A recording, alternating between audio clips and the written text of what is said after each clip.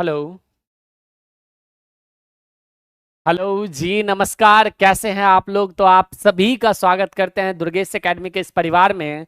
और हमने एक सीरीज स्टार्ट किया है 10 दिन में 10 सब्जेक्ट को कंप्लीट करने का, और संपूर्ण रिवीजन आपके हिस्ट्री हो, पॉलिटी हो, ज्योग्राफी, इकोनॉमिक्स हो, फिजिक्स हो, बायो हो, केमिस्ट्री हो, हर एक चीज को हमने कवर करने की जो है वो जिम्मेदारी ठानी है। और यकीन मानिएगा, अगले 10 दिनों तक, जैसे हमने करंट अफेयर का जिम्मेदारी उठाया था, और कल आप सभी के अप्रैल के महीना का अंतिम करंट अफेयर का क्लास सुबह 8 बजे होगा, ठीक इसी प्रकार हमने जो उठाया है जिम्मेदारी, उस जिम्मेदारी को बखूबी निभाया। अच्छा, आप लोगों का जो डाउट है, वो सबसे बड़ा डाउट ये है कि सर क्या हम संपूर्ण तरीके से तैयारी करके, रिवीजन करके, क्या अपने एग्जाम को क्वालिफाई कर सकते हैं? तो बिल्कुल कर सकते हैं। सबसे पहले तो आप सभी का स्वागत करते हैं दुर्गेश एकेडमी के इस परिवार में।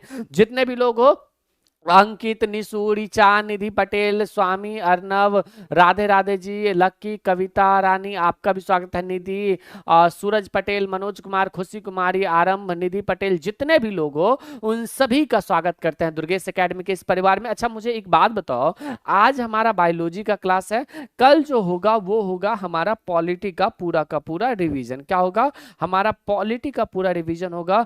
ठीक इसी प्रकार हिस्ट्री, ठीक इसी प्रकार जो है उसके बाद स्टैटिक हो जाएगा, और स्टैटिक के बाद और भी शेड्यूल हम आपको बताते चलेंगे। तो कल हम किस चीज का रिवीजन करने वाले हैं? पॉलिटी का। चूंकि पॉलिटी से भी बहुत क्वेश्चन आते हैं, पॉलिटी या फिर करंट अफेयर का संपूर्ण तरीके से जो है हम पूरा रिवीजन करवा देंगे, और हर एक चीज को जो है वो कवर करवाते चलेंगे। तो कैसे हो आप लोग? एक बार जोर से बोलो जय भवानी।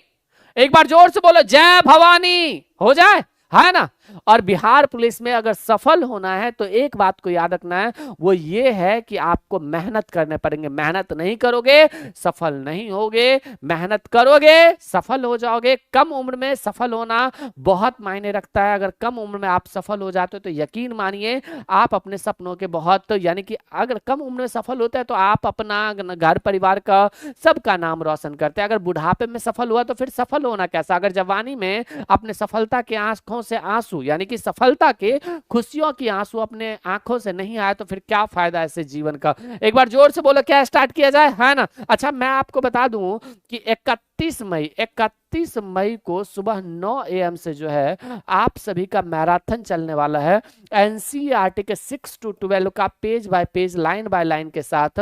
तो सुबह 9 AM से लेकर के रात के 9 बजे तक जो है वो मैराथन चलेगा। तो आप सभी का हम बेसब्री से इंतजार कर रहे होंगे। आप सभी लोग उम्मीद करते हैं कि जरूर जुड़ोगे हमारे साथ, ठीक है? तो आज के क्लास को स्टार्ट किया जाए, है ना? एक बार जल्दी से सभी लोग बताइए कि आज के क्लास को स्टार्ट किया जाए, यस और no? Bihar police new batch आएगा, बहुत जल्द आएगा, ठीक है? स्टार्ट करें, है ना? चलिए, तो आज जो है हम पूरा बायोलॉजी जो है आपको पूरा का पूरा बायो रिवीजन करवा देंगे। और रिवीजन ही नहीं, यकीन मानिए बहुत ही मजेदार तरीके से हर एक चीज आपको याद होगा। और हर चीज याद होना मतलब समझते हैं आप अपने एग्जाम में सफल होने के बराबर। आप लोग मॉक टेस्ट लगाते हो, मुझे ये बताना, क्या आप लोग मॉक टेस्ट लगाते हो, है ना? क्या आप लोग मॉक टेस्ट लगाते हो, यस और नो? मुझे ये बताओ, है ना? क्या आप लोग मॉक टेस्ट लगाते हो? सर फर्रे कब दीजिएगा? ये फर्रे और एग्जाम किलर नोट्स, दो नोट्स हम देने वाले हैं, ठीक है? दुर्गेश सर के फर्रे और एक मदनिषेध सिपाही एग्जाम किलर 1 लाइनर फॉर्मेट में वो देने वाले हैं। तो इन दोनों चीजों को जो है हम आप सभी को देने वाले। अच्छा, मुझे ये बताना, मैंने आपसे क्या पूछा, क्या मॉक टेस्ट लगा रहे हो, है ना? लगा रहे हो? कहां से लगा रहे हो? दुर्गेश एकेडमी से ना? दुर्गेश एकेडमी पर हमने मॉक टेस्ट जो है वो बिल्कुल मॉक टेस्ट फ्री दे रखा है। क्या मॉक टेस्ट बिल्कुल फ्री है, कहीं से भी पैसा दे करके मत खरीदना। और ये मॉक टेस्ट फ्री ही नहीं, यकीन मानिए आपके सफलता को सुनिश्चित करने वाला मॉक टेस्ट है। कैसे सुनिश्चित करने वाला मॉक टेस्ट है? तो वो इस प्रकार से है, यहाँ पे देखिएगा, वो कुछ इस प्रकार से है। आपके एग्जाम तक 10 तारीख तक जो है वो फ्री मॉक होगा। और अगर आप 60+ स्कोर करते हैं तो यकीन मानिए आप अपने एग्जाम में सफल हो जाएगा। कितना स्कोर आ रहा है? एक बार जोर से बोलो, है ना? 69+। फ्री का नहीं लेना चाहिए सर, अरे फ्री में ही देंगे, तुम टेंशन मत लो। 50 से 60 आ जाता है। ब्यूटी कुमारी जी 60 आ जाता है, अर्नव कुमार 60, 69, 79 किसका आ रहा है? बाप रे, यादव मनीष नहीं आ रहा है। ओह, भैंस चराओ दूगो खरीद के, दूगो खरीद के भैंस चराओ, नहीं हो रहा है तो चलिए स्टार्ट किया जाए। चलिए, यहाँ पे देखिएगा पहला क्वेश्चन है, और पहला क्वेश्चन का आंसर अगर आप मुझे बता सकते हैं, सपनों के वैज्ञानिक अध्ययन को क्या कहा जाता है? तो सपनों के वैज्ञानिक अध्ययन को क्या कहा जाता है भाई, जरा मुझे बताओगे, है ना? सपनों के वैज्ञानिक अध्ययन को क्या कहा जाता है, आप मुझे बताओगे? तो यहाँ पे क्या कहा जाता है, ये कहा जाता है विनिरोलॉजी। क्या कहा जाता है? विनिरोलॉजी। अब विनिरोलॉजी जब सपनों के अध्ययन को कहा जाता है तो यहीं पे आपको याद रखना है कि भाई कॉलोलॉजी किसको कहते हैं, बताओगे मुझे? अच्छा एक बात मुझे बताओ, कीटों के अध्ययन को क्या कहते हैं? कीटों के अध्ययन को क्या कहते हैं, ये बताओगे? हाँ ना, अध्ययन जो है उसे क्या कहते हैं? उसे कहते हैं कीट विज्ञान। एंड देन अगर हम बात करें आपसे कि भाई ये मुझे बताओ कि गन्ना के खेती को क्या कहते हैं? गन्ना के खेती को क्या कहते हैं? विटीकल्चर कहते हैं। क्या कहते हैं? विटीकल्चर जो है उसे कहते हैं। अच्छा मुझे बताना, खेती बाड़ी को क्या कहते हैं? खेती बाड़ी को क्या कहते हैं, मुझे कमेंट बॉक्स में बताओगे? तो खेती बाड़ी के प्रक्रिया को जो है वो हॉर्टिकल्चर कहते हैं। क्या कहते हैं? हॉर्टिकल्चर जो है ये कहते हैं। अच्छा रेशम कीट पालन को क्या कहते हैं, मुझे बताओगे? रेशम कीट पालन को जो है वो क्या कहते हैं, मुझे बताओगे? सेरीकल्चर जो है वो सेरीकल्चर रेशम कीट पालन को कहते हैं। अच्छा मुझे ये बताओ कि सिल्क सिटी के रूप में हम किसे जानते हैं, मुझे बताओगे? सिल्क सिटी के रूप में हम किसे जानते हैं? मधुमक्खी पालन को क्या कहते हैं, आप मुझे बताओगे? मधुमक्खी पालन जो है वो मधुमक्खी पालन को क्या कहते हैं, आप मुझे जल्दी से बताना। और वहीं पे कीटों के अध्ययन को हम क्या कहते हैं? तो कीटोलॉजी कहते हैं। क्या कहते हैं? कीटोलॉजी कहते हैं। अब यहाँ पे हमने आपसे पूछा मधुमक्खी पालन को क्या कहते हैं? एपी कल्चर जो है एपी कल्चर हम कहते हैं। तो कहीं ना कहीं आपका ये भी क्वेश्चन बिल्कुल सही हो जाता है, बिल्कुल समझे है ना? चलिए भागलपुर को क्या कहते हैं? सिल्क सिटी के रूप में जानते हैं। मुझे बताना कि गांगेय डॉल्फिन अभ्यारण्य जो है वो कहाँ पे? तो ये भी बातें क्लियर है ना? नेक्स्ट क्वेश्चन देखिएगा कि इथे यानी कि इचिथेलॉजी किससे संबंधित है? इचिथेलॉजी जो है वह किससे संबंधित है? तो वो हो जाता है मछली के अध्ययन से। किससे? मछली के अध्ययन से संबंधित हो जाता है। अच्छा सांप और उभयचरों के अध्ययन को क्या कहते हैं? सरीसृप लॉजी जो है वो कहते हैं। क्या कहते हैं भाई? तो उसे कहते हैं सरीसृप विज्ञान जो है ये कहते हैं। सरीसृप यानी कि सरीसृप, यहाँ पे गौर से देखना, सरीसृप विज्ञान कहते हैं। अच्छा एक बात मुझे बताओ कि यहाँ पर पक्षियों के अध्ययन को क्या कहते हैं? कमेंट बॉक्स में छाप दोगे है ना? पक्षियों के अध्ययन को पक्षी विज्ञान कहते हैं, याद रखना यहाँ पे पक्षी विज्ञान जो है वो पक्षी विज्ञान कहते हैं। अच्छा यहीं पे आपसे पूछ रहा है कीड़ों के अध्ययन को क्या कहते हैं? कीटोलॉजी कहते हैं। क्या कहते हैं? कीड़ों के अध्ययन को कीटोलॉजी या फिर कीट विज्ञान जो है वो कीट विज्ञान भी कहते हैं। तो आप इन्हें भी याद रखना, याद रखोगे है ना? बोलो एक बार।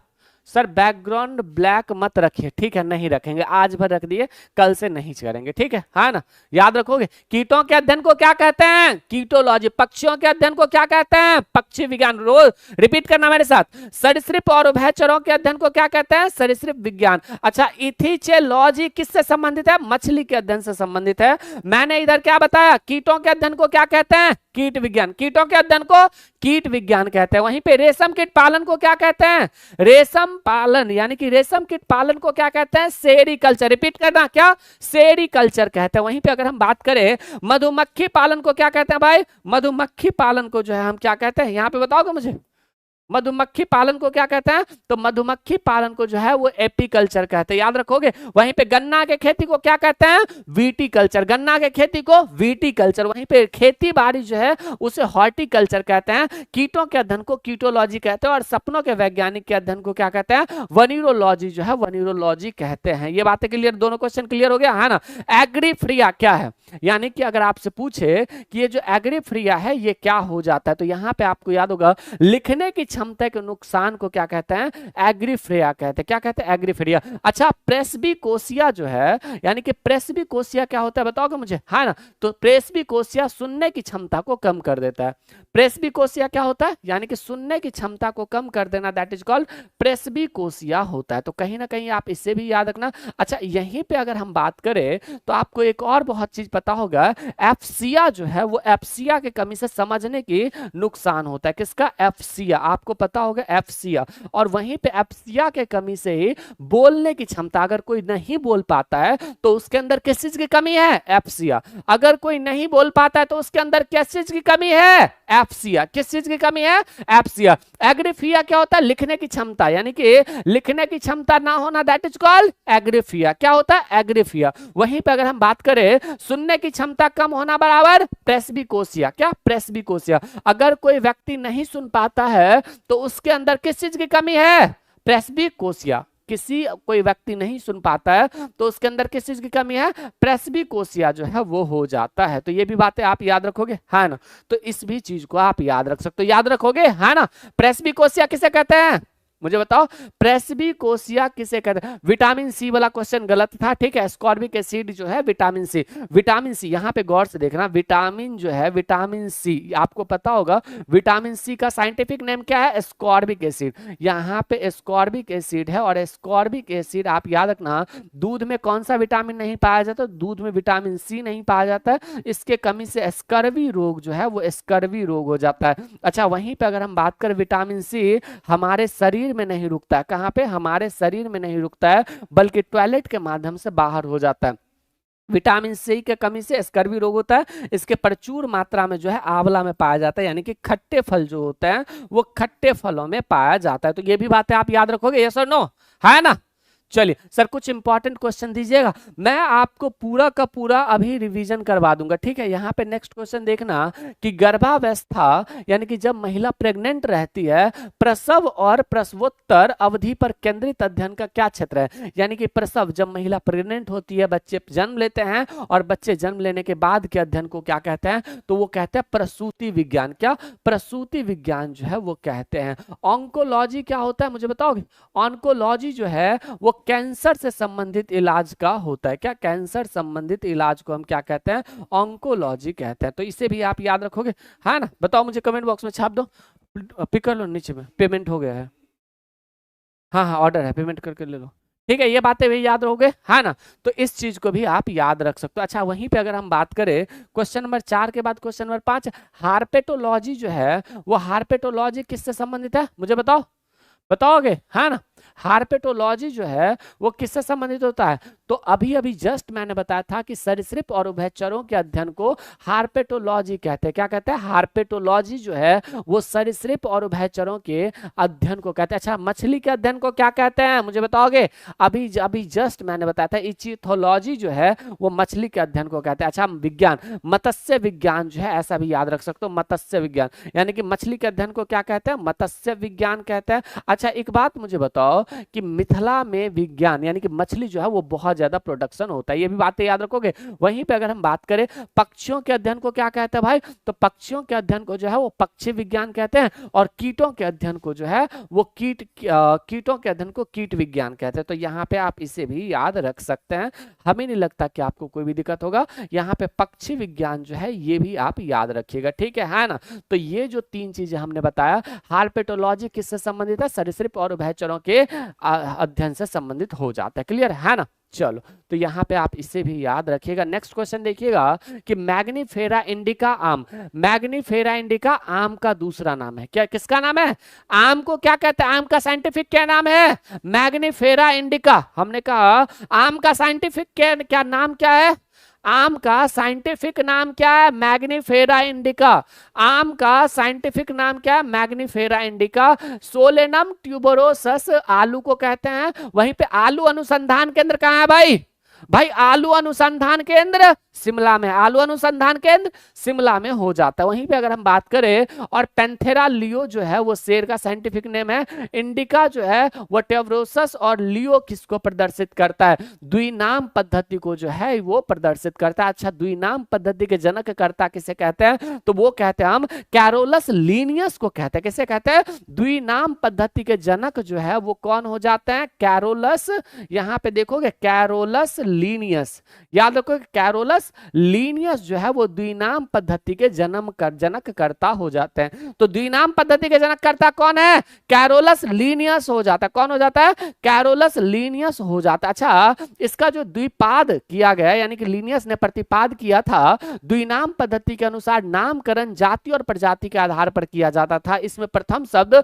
जाति तथा द्वितीय शब्द प्रजाति को वनस्पति के नाम के वैज्ञानिक के नाम पर जो है वो रखा गया था। तो आप इसे भी याद रख सकते हो, हमें नहीं लगता। तो यहां पे अगर आपसे कोई पूछे द्विनाम पद्धति के जनक कौन है, कैरोलस यानी कि कैरोलस लीनियस। द्विनाम पद्धति के जनक कौन है, कैरोलस लीनियस जो है वो हो जाते हैं। तो कहीं ना कहीं आप इसे भी याद रखोगे। तो यहाँ पे ये द्विनाम पद्धति जनक कैरोलस लीनियस हो जाता है। मैग्नीफेरा इंडिका आम का नाम है। सैलोनम ट्यूबरोसस जो है वो आलू का साइंटिफिक नेम है। मैग्नीफेरा इंडिका आम हो जाता है। यूनानी विचारक अरस्तु ने जीवों को सबसे पहली बार किस आधार पर वर्गीकृत किया था? यानी कि यूनानी, यानी कि यहाँ पे अरस्तु। अच्छा, आपको एक बात और पता होगा कि अरस्तु ही पहला ऐसा व्यक्ति था जिन्होंने क्या किया था, जिन्होंने क्या कहते हैं, नागरिकता पर पहला विवरण कौन देते हैं? नागरिकता पर पहला विवरण देने वाले व्यक्ति कौन थे? आप कमेंट बॉक्स में छाप दोगे। मैंने कहा कि नागरिकता पर विवरण देने वाले पहले व्यक्ति कौन हुए, यहाँ पे बताओ। तो यहाँ पे जो है यूनानी विचारक अरस्तु ने जीवों का सबसे पहली बार आधार वर्गीकृत कैसे किया? आवास के आधार पर किया। आकार नहीं, चाल नहीं, भोजन नहीं। हालांकि भोजन जो है वो जीवों में अलग अलग तरीके से होते रहता है, ठीक है। अरस्तु को जीव विज्ञान का जनक कहा जाता है, आपको ये भी पता होगा।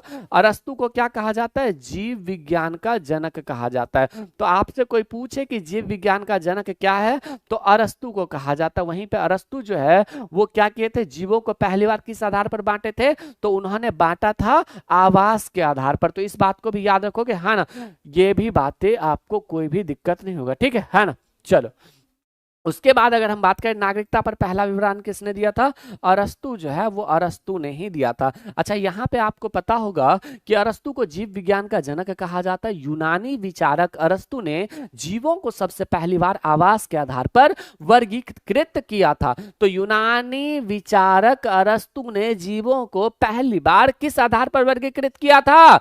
आवास के आधार पर। पारिस्थितिकी में आवास किसी जीव के विशेष प्रजाति के लिए एक प्राकृतिक वातावरण है जिसमें वह जीव जो है वह जीव अपनी संख्या बढ़ा सके, अर्थात प्रजनन कर सके, भोजन कर सके, आश्रय तथा संरक्षण की प्राप्ति हो सके।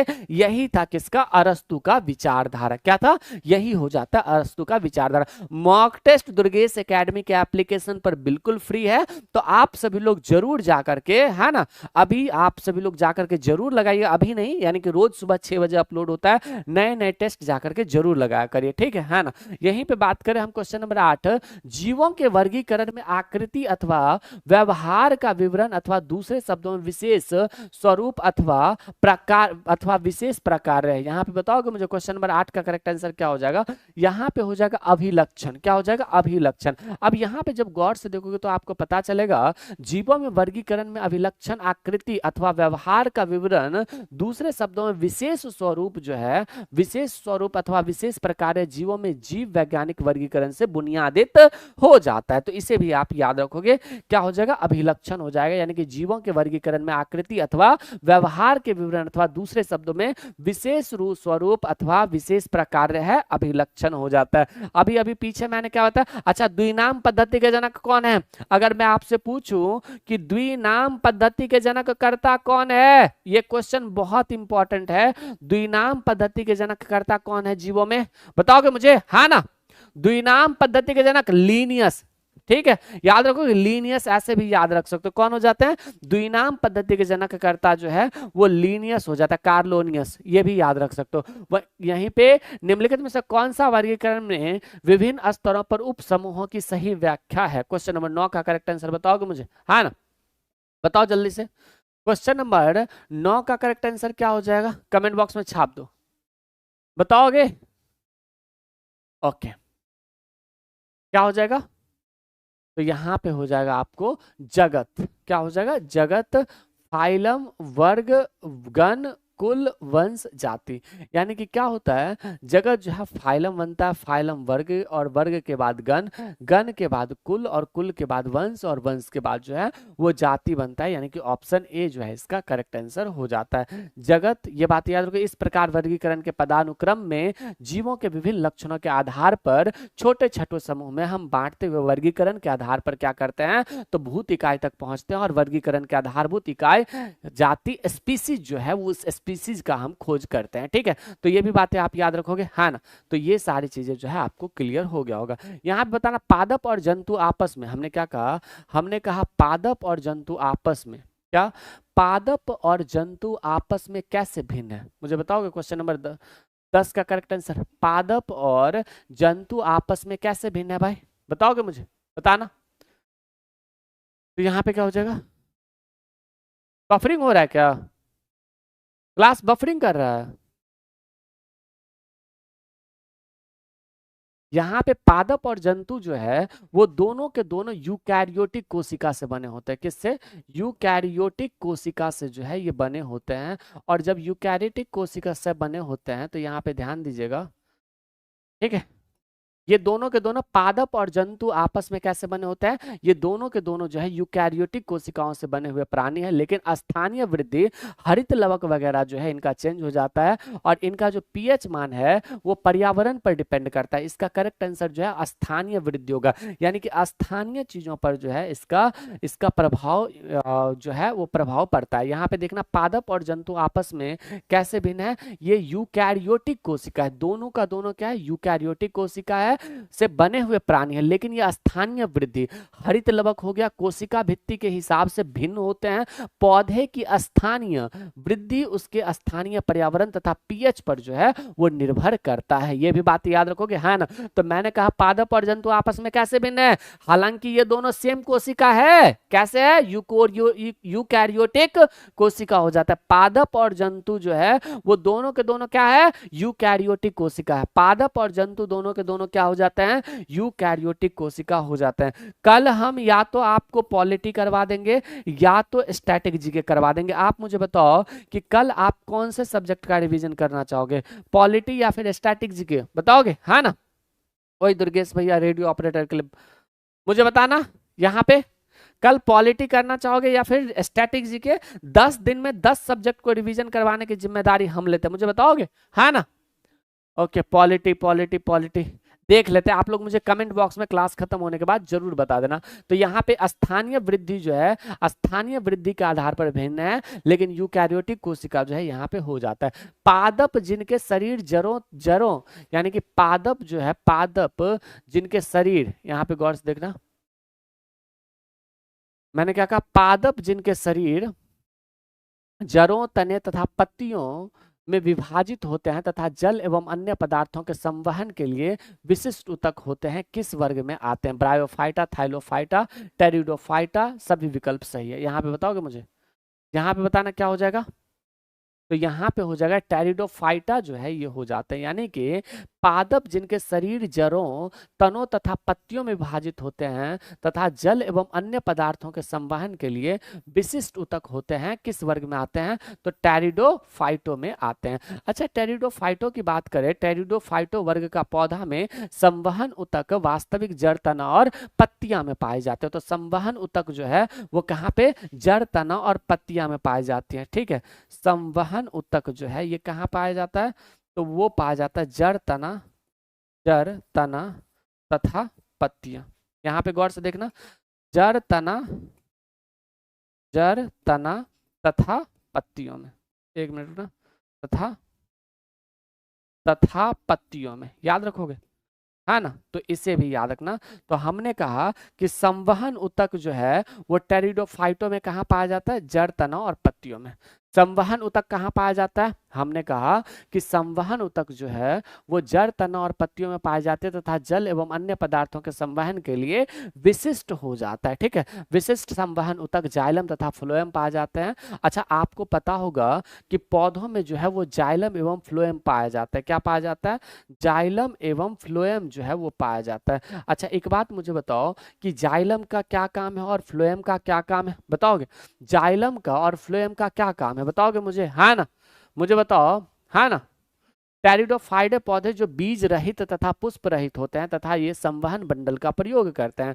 तो टेरिडोफाइटो जो है ना तो इसमें बीज होता है और ना ही इसमें फल होता है। क्या होता है, ना तो इसमें बीज होगा और ना ही इसमें फल होगा। तो टेरिडोफाइटा जो है, क्या इसमें बीज होगा, है ना, ये ना इसमें बीज होगा ना फूल होगा, फूल इन द सेंस पुष्प होगा। तो टेरिडोफाइटा में जो है वो क्या नहीं होता है, ना तो पुष्प होगा, टेरिडोफाइटा में क्या नहीं होगा, ना तो, क्या छोड़ा ही नहीं, सारा वीडियो देखा हूं। थैंक यू भैया, थैंक यू सो मच गुड़िया, आपका सिलेक्शन हुआ है, चलो, है ना। हाँ Aman ji, here is academy not mood, mood बनाना है तो कहीं और तेरी मेरी यादें करना पड़ेगा। मूड बनाने के लिए तेरी मेरी यादें करना पड़ता है, एकेडमी में नहीं बनता है। एकेडमी एक ऐसा प्लेस है जहाँ पे आप पढ़ करके सफलता को सुनिश्चित कर सकते हैं। जैसे कि हमारे स्टूडेंट से, हमारे इंस्टीट्यूट से बहुत सारे लोगों ने सिलेक्शन लिया है। जैसे कि आप देख, ये देखो तो तुम है, तुम्हें हमारी जलवा देखनी है तो ये देखो है, आप लोगों के लिए फर्रे जो है वो हम अरेंज करवा रहे हैं, फर्रे आपको मिल जाएगा, ठीक है। ये देखो फर्रे आप सभी को जो है वो मिल जाएगा, ठीक है। यहाँ पे देखोगे ना, सिलेक्शन सिलेक्शन बहुत सिलेक्शन हुआ, यहाँ पे देखो ये बच्ची से अभी हम मिल करके आए, ये तो फर्रे, अच्छा फर्रे जो है और एग्जाम किलर वो दोनों के दोनों हम अपलोड करवा देंगे, ठीक है। ये देख रहे हो, चलो तो ये भी बातें आप याद रखना। अच्छा वहीं पे अगर हम बात करें टेरिडोफाइटो क्या होता है, ना इसमें बीज होता है ना पुष्प होता है। टेरिडोफाइटो में बीज और पुष्प होता है? नहीं होता है। टेरिडोफाइटो में बीज और पुष्प होता है? नहीं होता है। क्या टेरिडोफाइटो जो है वो क्या करता है, तो टेरिडोफाइटो में जो है संवहन ऊतक कहाँ पे पाया जाता है, जड़ तना तथा पत्तियों में जो है वो संवहन ऊतक पाया जाता है, ठीक है। याद रखोगे तो आप इसे भी याद रखना। क्वेश्चन नंबर 11 का करेक्ट आंसर अगर आप मुझे बता सकते हो तो बताइए जल्दी से, है ना। यहाँ पे बताना, पीपर पौधे जो है वो पीपर पौधे क्या है, पीपर पौधे क्या है, पीपर पौधे बहुवर्षीय बेल है। क्या है, पीपर पौधे जो है ये बहुवर्षीय बेल है। क्या है, बेल है, बेल याद रखोगे, बहुवर्षीय बेल हो जाता है पीपर पौधे, ठीक है। यहाँ पे याद रखो पीपर का जो पेड़ है ये क्या करता है, बहुत ज्यादा हवा देता है, ऑक्सीजन जो है वो ऑक्सीजन भी देता है। अच्छा मैं आपसे पूछूं कि भगवान गौतम बुद्ध को किस किस पेड़ के नीचे बैठ करके ज्ञान की प्राप्ति हुई थी, तो ये भी आप मुझे बता सकते हो, ठीक है। यहाँ पे ये बातें क्लियर है। नेक्स्ट देखना, हरित लवकधारी साधारण थैलोइड स्वपोषी और जलीय ताजे व लवणीय जल होते हैं, बताओगे मुझे, है ना। तो यहाँ पे आपको पता है कि ये कौन सा हो जाता है, शैवाल हो जाता है। टेरिडोफाइट्स जो है, टेरिडोफाइट्स में क्या होता है, ना तो बीज होता है टेरिडोफाइट्स में, और ना ही इसमें क्या होता है, तो ना ही इसमें पुष्प होता है, ठीक है। और इसके इसके तना, जड़ तथा पत्तियों में क्या होता है, संवहन ऊतक होता है। क्या होता है, संवहन ऊतक जो है इसके जड़, तना तथा पत्तियों में होता है। अब आप मुझे बताओ क्वेश्चन नंबर 13 का करेक्ट आंसर क्या हो जाएगा, शैवाल हो जाएगा। क्या हो जाएगा, शैवाल हरित लवक वाले स्वपोषी थाइलाइड थैलाफाइट पौधे हैं जो मुख्यतः जलीय जीव है। क्या हो जाता है, पौधे हैं यानी कि थाइलाइड, हमने क्या कहा, हमने कहा कि शैवाल हरित लवक वाले थाइलाइड यानी कि स्वपोषी पौधे हैं जो मुख्यतः जलीय जीव है। क्या है, शैवाल एक जलीय जीव है। शैवाल क्या है, एक जलीय जीव है, ठीक है। याद रखोगे, है ना। ये हरित लवकधारी साधारण थैलोफाइट हो जाते हैं, याद रखोगे। शैवाल क्या है, एक जलीय जीव है। शैवाल क्या है, एक जलीय जीव हो जाता है ना। चलिए ये भी बातें याद रखोगे, मैं भी रोज आपका क्लास करती हूँ, कोई ना। चलो ये बातें क्लियर है ना, तो ये भी बातें आप याद रखना। एंड देन देखना, पौधे में लचीलेपन के लिए कौन सा ऊतक जिम्मेदार है जी, पौधे में लचीलेपन के लिए, कहते हैं ना पौधा लचीलापन हो गया, तो उसके लिए कौन सा ऊतक जिम्मेदार हो जाता है, मुझे बताओगे। कोलेन ना कोलेन कायमा, क्या हो जाता है, कोलेन कायमा जो है वो पौधे में लचीलेपन के लिए ऊतक जिम्मेदार हो जाता है, याद रखोगे। कोलेन कायमा जो है वो, कोलेन कायमा अगर पौधा लचीलापन है तो उसके लिए कौन जिम्मेदार हो जाता है, कोलेन कायमा हो जाता है। पौधा अगर लचीलापन है तो उसके लिए जिम्मेदार कौन होगा, कोलेन कायमा होगा, याद रखोगे, है ना। कोलेन कायमा जो है ये हो जाता है। फिर से बोलो, पौधा अगर लचीलापन है तो इसका कारण क्या है, कोलेन कायमा। पौधा अगर लचीलापन है तो उसका कारण क्या है, कोलेन कायमा हो जाता है। समझ आ रहा है सभी को, है ना। जीव विज्ञान की वह शाखा जिसमें कोशिका का अध्ययन किया जाता है क्या कहलाता है, साइटोलॉजी कहलाता है। जीव विज्ञान की वह कोशिका जिसमें जीव विज्ञान की वह कोशिका जिसमें क्या, बताओगे मुझे, क्या साइटोलॉजी कहते हैं। तो ऑप्शन ए जो है यहाँ पे करेक्ट हो जाएगा, याद रखोगे, है ना। चलो अच्छा मुझे बताओ, कोशिका का खोज किसने किया था, अगर मैं आपसे पूछूं कि कोशिका का खोज जो है वो किसने किया था, जरा कमेंट करोगे। हाँ क्या हुआ, क्या हुआ? कौन, मोमिन भैया, कौन से पीडीएफ के, हाँ करवा लीजिए ना, 250, ठीक है। सुनिए ना, एग्जाम किलर है ना, आप सभी के लिए एग्जाम किलर जो है वो भी हमने प्रिंट करवा लिया। खैर पटना से जो लोग हो वो ऑफलाइन आकर के ले सकते हो फ्री में, कोई पैसा नहीं ले रहा हम, ठीक है। प्रिंट आउट हम हार्ड कॉपी देंगे, ठीक है। बाजार समिति मेन गेट मार्गदर्शन रोड आना, वहीं पे सानवी सिंह गर्ल्स हॉस्टल के आगे एम लाइब्रेरी है, उसी के फर्स्ट फ्लोर पे आ जाना, ठीक है। तो ये भी बात याद रखना। अच्छा, कोशिका का खोज किसने किया था भाई? तो रॉबर्ट हुक जो है वो रॉबर्ट हुक ने कोशिका का खोज किया था। किसने किया था? कोशिका का खोज जो है वो रॉबर्ट हुक के किए द्वारा किया जाता है, ठीक है। तो यहाँ पे साइटोलॉजी भी आप याद रखिएगा। यहाँ पे और भी चीजें मुझे बता सकते हो, है ना? चल, यहाँ पे नेक्स्ट बताना मुझे, रॉबर्ट हुक ने कोशिका की खोज उन्हें डाइस में देख कर की थी, मुझे बताओगे, है ना?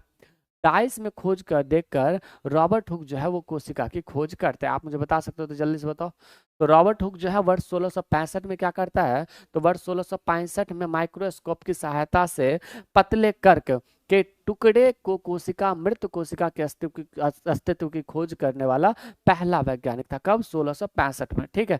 पतले कॉर्क के टुकड़ा में जो है इन्होंने क्या किया था? तो कोशिका की खोज किया था। अच्छा, कोशिका कैसा था? तो मृत कोशिका था। अच्छा, मृत कोशिका का खोज इन्होंने कब किया? 1665 में जो है इन्होंने किया था। कब किया था? 1665 में इन्होंने मृत कोशिका की खोज की थी। तो यहाँ पे याद रखोगे कोशिका यानी कि कोशिका भित्ति भी याद रख सकते हो। क्या? कोशिका भित्ति जो है वो हो जाता है। तो कहीं ना कहीं आप इसे भी याद रखना, कोई दिक्कत नहीं ना, है ना? आपके टेस्ट में 55 नंबर आ रहे हैं, टेंशन नहीं लीजिए, हो जाएगा सिलेक्शन, ठीक है ना? तो ये भी बातें आपको काफी ज्यादा महत्वपूर्ण तरीके से याद रखना चाहिए। तो पतली कॉर्क के टुकड़े में रॉबर्ट हुक ने क्या किया? कोशिका का खोज किया। कब? तो 1665 में किया था मृत कोशिका का खोज, याद रखोगे, है ना? किसका किया था? तो मृत कोशिका का खोज किया था। तो यहाँ पे ये भी याद रखना। क्वेश्चन नंबर 16 के बाद क्वेश्चन नंबर 17, निम्नलिखित कोशिका का ऊर्जा घर पावर हाउस कौन कहलाता है? यानी कि पावर हाउस ऑफ सेल किसे कहते हैं जी? पावर हाउस ऑफ सेल जो है वो किसे कहते हैं, यहाँ पे बताओगे? तो पावर हाउस ऑफ सेल जो है वो माइट्रोकॉन्ड्रिया को कहते हैं। क्या कहते हैं?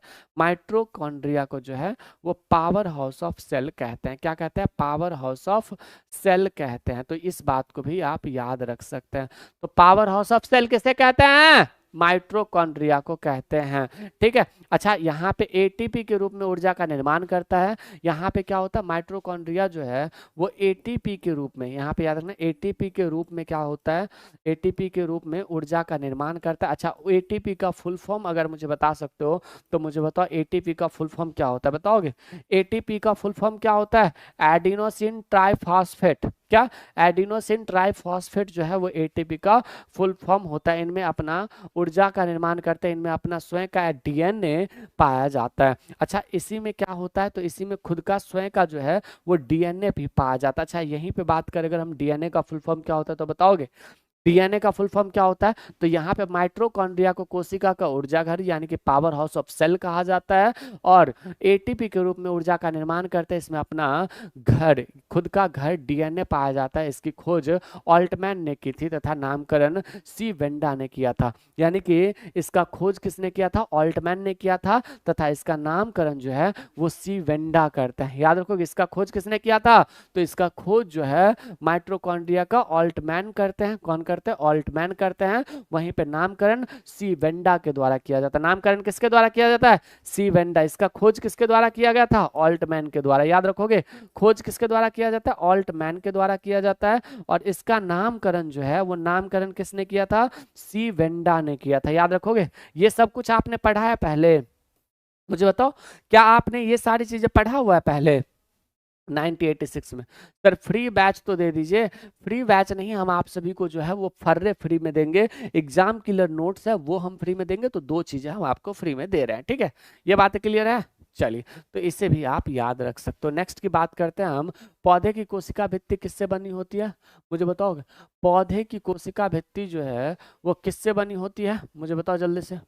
तो यहाँ पे जो है पौधे की कोशिका भित्ति सेल्यूलोज से बनी होती है। तो पौधे की कोशिका भित्ति किससे बनी होती है? सेल्यूलोज से बनी होती है। किससे बनी होती है? सेल्यूलोज से बनी होती है, ठीक है। कोशिका भित्ति कोशिका की बाहरी परत है जो ग्लूकोज के बहुलक सेल्यूलोज से बनी होती है। सेल्यूलोज एक प्रकार का कार्बोहाइड्रेट पॉलीसैकेराइड है। सेलुलोज क्या होता है? एक प्रकार का कार्बोहाइड्रेट पॉलीसैकेराइड होता है। ठीक है, याद रखोगे। ये यहाँ पे सेलुलोज क्या होता है? एक प्रकार का ग्लूकोज का, हमने क्या कहा, एक प्रकार को जो है सेलुलोज का एक प्रकार होता है कार्बोहाइड्रेट पॉलीसैकेराइड होता है। क्या होता है? कार्बोहाइड्रेट पॉलीसैकेराइड जो है ये हो जाता है। तो यहाँ पे आप इसे भी याद रख सकते हो, कार्बोहाइड्रेट पॉलीसैकेराइड जो है वो पॉलीसैकेराइड हो जाता है। तो कहीं ना कहीं आप इसे भी याद रखना। नेक्स्ट देखना कि सभी पौधे एवं जंतु कोशिकाओं से बने हैं तथा कोशिका जीवन की मूलभूत इकाई है। दिया गया कथन निम्नलिखित में से किस सिद्धांत का है? मुझे बताओ किस सिद्धांत है? बताओ यहाँ पे। तो ये सभी पौधे एवं जंतु कोशिकाओं से बने हैं। सभी पौधे एवं जंतु कोशिकाओं से बने हैं तथा कोशिका जीवन की मूलभूत इकाई है। दिया गया कथन निम्नलिखित में से कौन सा सिद्धांत है? वंशानुगति, कोशिका सिद्धांत, प्राकृतिक वर्ण का सिद्धांत, जैव विकास का सिद्धांत। क्वेश्चन नंबर 19 का करेक्ट आंसर बताओगे? हाँ ना, क्या हो जाएगा? तो यहाँ पे जो है वो कोशिका सिद्धांत हो जाएगा। क्या हो जाएगा? कोशिका सिद्धांत। अच्छा, मैं आपसे पूछूं कि कोशिका का खोज किसने किया? सेल का जो खोज है वो किसने किया? रॉबर्ट हुक ने किया। किसने किया? रॉबर्ट हुक जो है उन्होंने कोशिका का खोज किया। वहीं पे अगर हम बात करें तो पावर हाउस ऑफ सेल जो है वो पावर हाउस ऑफ सेल किसे कहते हैं? तो माइट्रोकॉन्ड्रिया को कहते हैं। क्या कहते हैं? माइट्रोकॉन्ड्रिया को कहते हैं। अच्छा, माइट्रोकॉन्ड्रिया में जो एनर्जी आता है वो एटीपी से आता है, यानी कि एडिनोसिन ट्राइफॉस्फेट। और यहीं पे मैंने आपको बताया था इसका खोज किसने किया था? ऑल्टमैन ने। और इसका नामकरण किसने किया था? सी वेंडा ने किया था। इसका खोज किसने किया था? ऑल्टमैन ने। और इसका नामकरण किसने किया था? सी वेंडा ने किया था, है ना। हमने कहा कि इसका खोज किसने किया था? ऑल्टमैन ने किया था। और इसका नामकरण जो है वो सी वेंडा के द्वारा किया जाता है। पावर हाउस ऑफ सेल किसे कहते हैं ये बात तो आपको पता चल गया। यहाँ पे ये भी बातें आप याद रख सकते हो, है ना। चलो, तो यहाँ पे ये भी बात याद रखना। वहीं पे कोशिका सिद्धांत को स्लाइडन एवं स्वान जो है वो 1839 में देते हैं। कोशिका सिद्धांत किसने दिया था? तो स्लाइडन एवं स्वान ने दिया था। किसने दिया था? स्लाइडन एवं स्वान जो है उनके द्वारा दिया जाता है। तो कहीं ना कहीं आप इससे याद रखना, कब दिया था स्लाइडन एवं स्वान ने? तो 1839 में दिया था। कोशिका सिद्धांत किसने दिया था? स्लाइडन एवं स्वान ने दिया था। कब दिया था? 1839 में दिया था। कब दिया था? 1839 में जो है वो स्लाइडन एवं स्वान जो है वो कोशिका सिद्धांत देते हैं। कोशिका सिद्धांत किसने दिया था? स्लाइडन एवं स्वान ने दिया था। कब दिया था? 1839 में जो है वो देते हैं। तो कहीं ना कहीं ये भी बातें आप याद रखोगे, है ना। ठीक है, कोई दिक्कत नहीं ना। तो इन सारी चीजों को भी आप याद रखिएगा। हमें नहीं लगता कि आपको कोई भी, कल हम आप सभी को स्टैटिक जीके करवा दे या फिर पॉलिटी करवा दे, मुझे बताओ। स्टैटिक जीके करवा दे या फिर पॉलिटी करवा दे, मुझे बताओ। स्टैटिक जीके या फिर पॉलिटी, क्योंकि हमने जो है वो 10 डेज में 10 सब्जेक्ट कवर करवाने की जिम्मेदारी ली है। 10 डेज में 10 सब्जेक्ट जो है वो कवर करवाने की जिम्मेदारी ली है। तो आप मुझे बताओ क्या करवा दे, स्टैटिक जीके या पॉलिटी? Static GK. ओके, कल आप सभी का जो है वो स्टैटिक जीके हम कवर करवा देते हैं। क्या करवा देते हैं? तो कल जो है हम आप सभी के लिए स्टैटिक जीके ले आएंगे और स्टैटिक जीके का संपूर्ण रिवीजन करवा देंगे। या फिर वर्ल्ड हिस्ट्री भी है आप सभी का संपूर्ण रिवीजन जो है वो संपूर्ण रिवीजन हम करवा देंगे। ठीक है ना। तो इस बात को भी आप याद रखना। ठीक है, स्टैटिक जीके करवा देते हैं। ठीक है ना। और संडे को पूरे का पूरे एनसीईआरटी का हम मैराथन लेने वाले हैं 12 घंटे का। तो हम उम्मीद करते हैं कि आप सभी लोग जरूर जुड़ोगे। ठीक है, याद रखोगे, है ना। ल्यूवेन हॉक ने, अच्छा मैंने आपसे पूछा कोशिका सिद्धांत किसने दिया था? स्लाइडन एवं स्वान ने दिया था। कोशिका सिद्धांत किसने दिया था? स्लाइडन एवं स्वान जो है वो कोशिका सिद्धांत देते हैं। हो गया। 80,000 का करवा दिए। हाँ, चलो ठीक है, ये बातें क्लियर है। अभी हमको नींद आ रहा है। कोशिका सिद्धांत किसने दिया था? स्लाइडन एवं स्वान ने। कब दिया था? 1865 में दिया था। वहीं पे हमने क्या कहा कि कोशिका भित्ति का खोज किसने किया था? कोशिका का खोज किसने किया था? रॉबर्ट हुक ने किया था। रॉबर्ट हुक किस चीज से खोज किए थे कोशिका भित्ति का? मुझे बताओगे। रॉबर्ट हुक जो है कम में नहीं होगा, उतना ज्यादा क्या कर रहा है आप? क्या करवा रहे हो उतने ज्यादा का? ठीक है, ये बातें क्लियर है, हाँ ना। ठीक है, बुलाए कोशिका भित्ति की बाहरी परत, ये बातें क्लियर है। यहाँ पे आप इसे भी याद रखना। नेक्स्ट बताना, ल्यूवन हॉक ने सबसे पहले, हाँ ठीक है ठीक है, कोई बात नहीं। ठीक है, ल्यूवन हॉक जो है, ठीक है मिलते हैं कल। यहाँ पे ये बातें क्लियर है। चलो, यहाँ पे हमने क्या बताया, हमने बताया ल्यूवन हॉक ने सबसे पहले स्वतंत्र जीवित कोशिकाओं की खोज डाइस में की थी, बताओगे, है ना। कहाँ पे किया था, तो हमने कहा ल्यूवन हॉक ने सबसे पहले स्वतंत्र जीवित कोशिकाओं की खोज कहाँ की थी, तालाब के जल में जो है इन्होंने खोजा था। तो ल्यूवन हॉक ने कब खोजा था, तालाब के जल में जो है वो खोला था। रॉबर्ट हुक 1665 में माइक्रोसॉफ्ट की सहायता से जो है, कौन, रॉबर्ट हुक जो है वो, रॉबर्ट हुक कब 1665 ईस्वी में, किससे, तो माइक्रोस्कोप की सहायता से कॉर्क में जो है, किसमें, कॉर्क में जो है इन्होंने खोजा था, किसमें, कॉर्क में ढूंढा था। ठीक है, एक एक पेज मुझे दे दोगे, कितना पैसा करना है अभी, कितना, और वो, और इतना में और पैसा किसने दिया, अब प्रिंटिंग का क्या बोला, हमको बोलते हैं, हम भेज देते ना। चलिए कोई बात नहीं, ये बातें क्लियर है।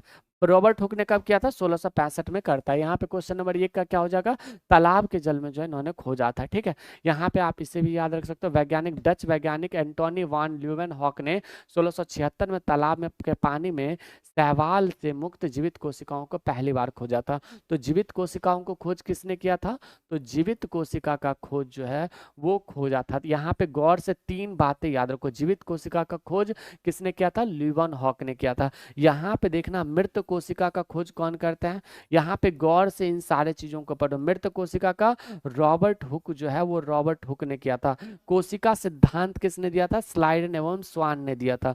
कोशिका सिद्धांत किसने दिया था भाई, स्लाइडन एवं स्वान जो है वो, स्लाइडन एवं स्वान के द्वारा दिया जाता है। वहीं पे अगर हम बात करें तो जीवित कोशिका का खोज किसने किया, तो जीवित कोशिका का जो है वो खोज किसके द्वारा किया जाता है, वो किया जाता है ल्यूवेन हॉक के द्वारा। किसके द्वारा, ल्यूवेन हॉक के द्वारा जो है वो जीवित कोशिका का खोज किया जाता है, याद रखोगे, है ना। अच्छा, मैंने आपसे पूछा, रॉबर्ट हॉक ने मृत कोशिका का खोज कौन से ईस्वी में किया था, 1665 में किया था। कब किया था, 1665 में किया था। वहीं पे अगर हम बात करें, कोशिका सिद्धांत जो है स्लाइडन और स्वान ने कब दिया था, 1885 में दिया था। मैंने अभी अभी जस्ट बताया है कि स्लाइडन एवं स्वान जो है उन्होंने क्या था, कोशिका सिद्धांत दिया था। किसने दिया था, स्लाइडन एवं स्वान जो है वो कोशिका सिद्धांत देते। अभी अभी जस्ट मैंने बताया था ना, अभी अभी जस्ट मैंने बताया था, कोशिका सिद्धांत किसने, स्लाइडन एवं स्वान ने दिया था। किसने दिया था, स्लाइडन एवं स्वान जो है कोशिका सिद्धांत कब दिया था, मुझे बताओगे, है ना। यहाँ पे 1839 में जो है, 1839 में दिया था। कब दिया था, तो स्लाइडन एवं स्वान जो है कोशिका सिद्धांत 1839 में देते हैं। वहीं पे जीवित कोशिका का खोज ल्यूवेन हॉक ने कब किया था, 1676 में किया था। कब किया था, जीवित कोशिका का खोज 1676 में ल्यूवेन हॉक ने किया था। तो इन तीनों चीजों को आप याद रखोगे, है ना। मैंने आपसे पूछा क्या इन 3 चीजों को याद रखोगे, है ना। आप सभी लोग मॉक टेस्ट डेली लगा रहे हो कि नहीं, है ना।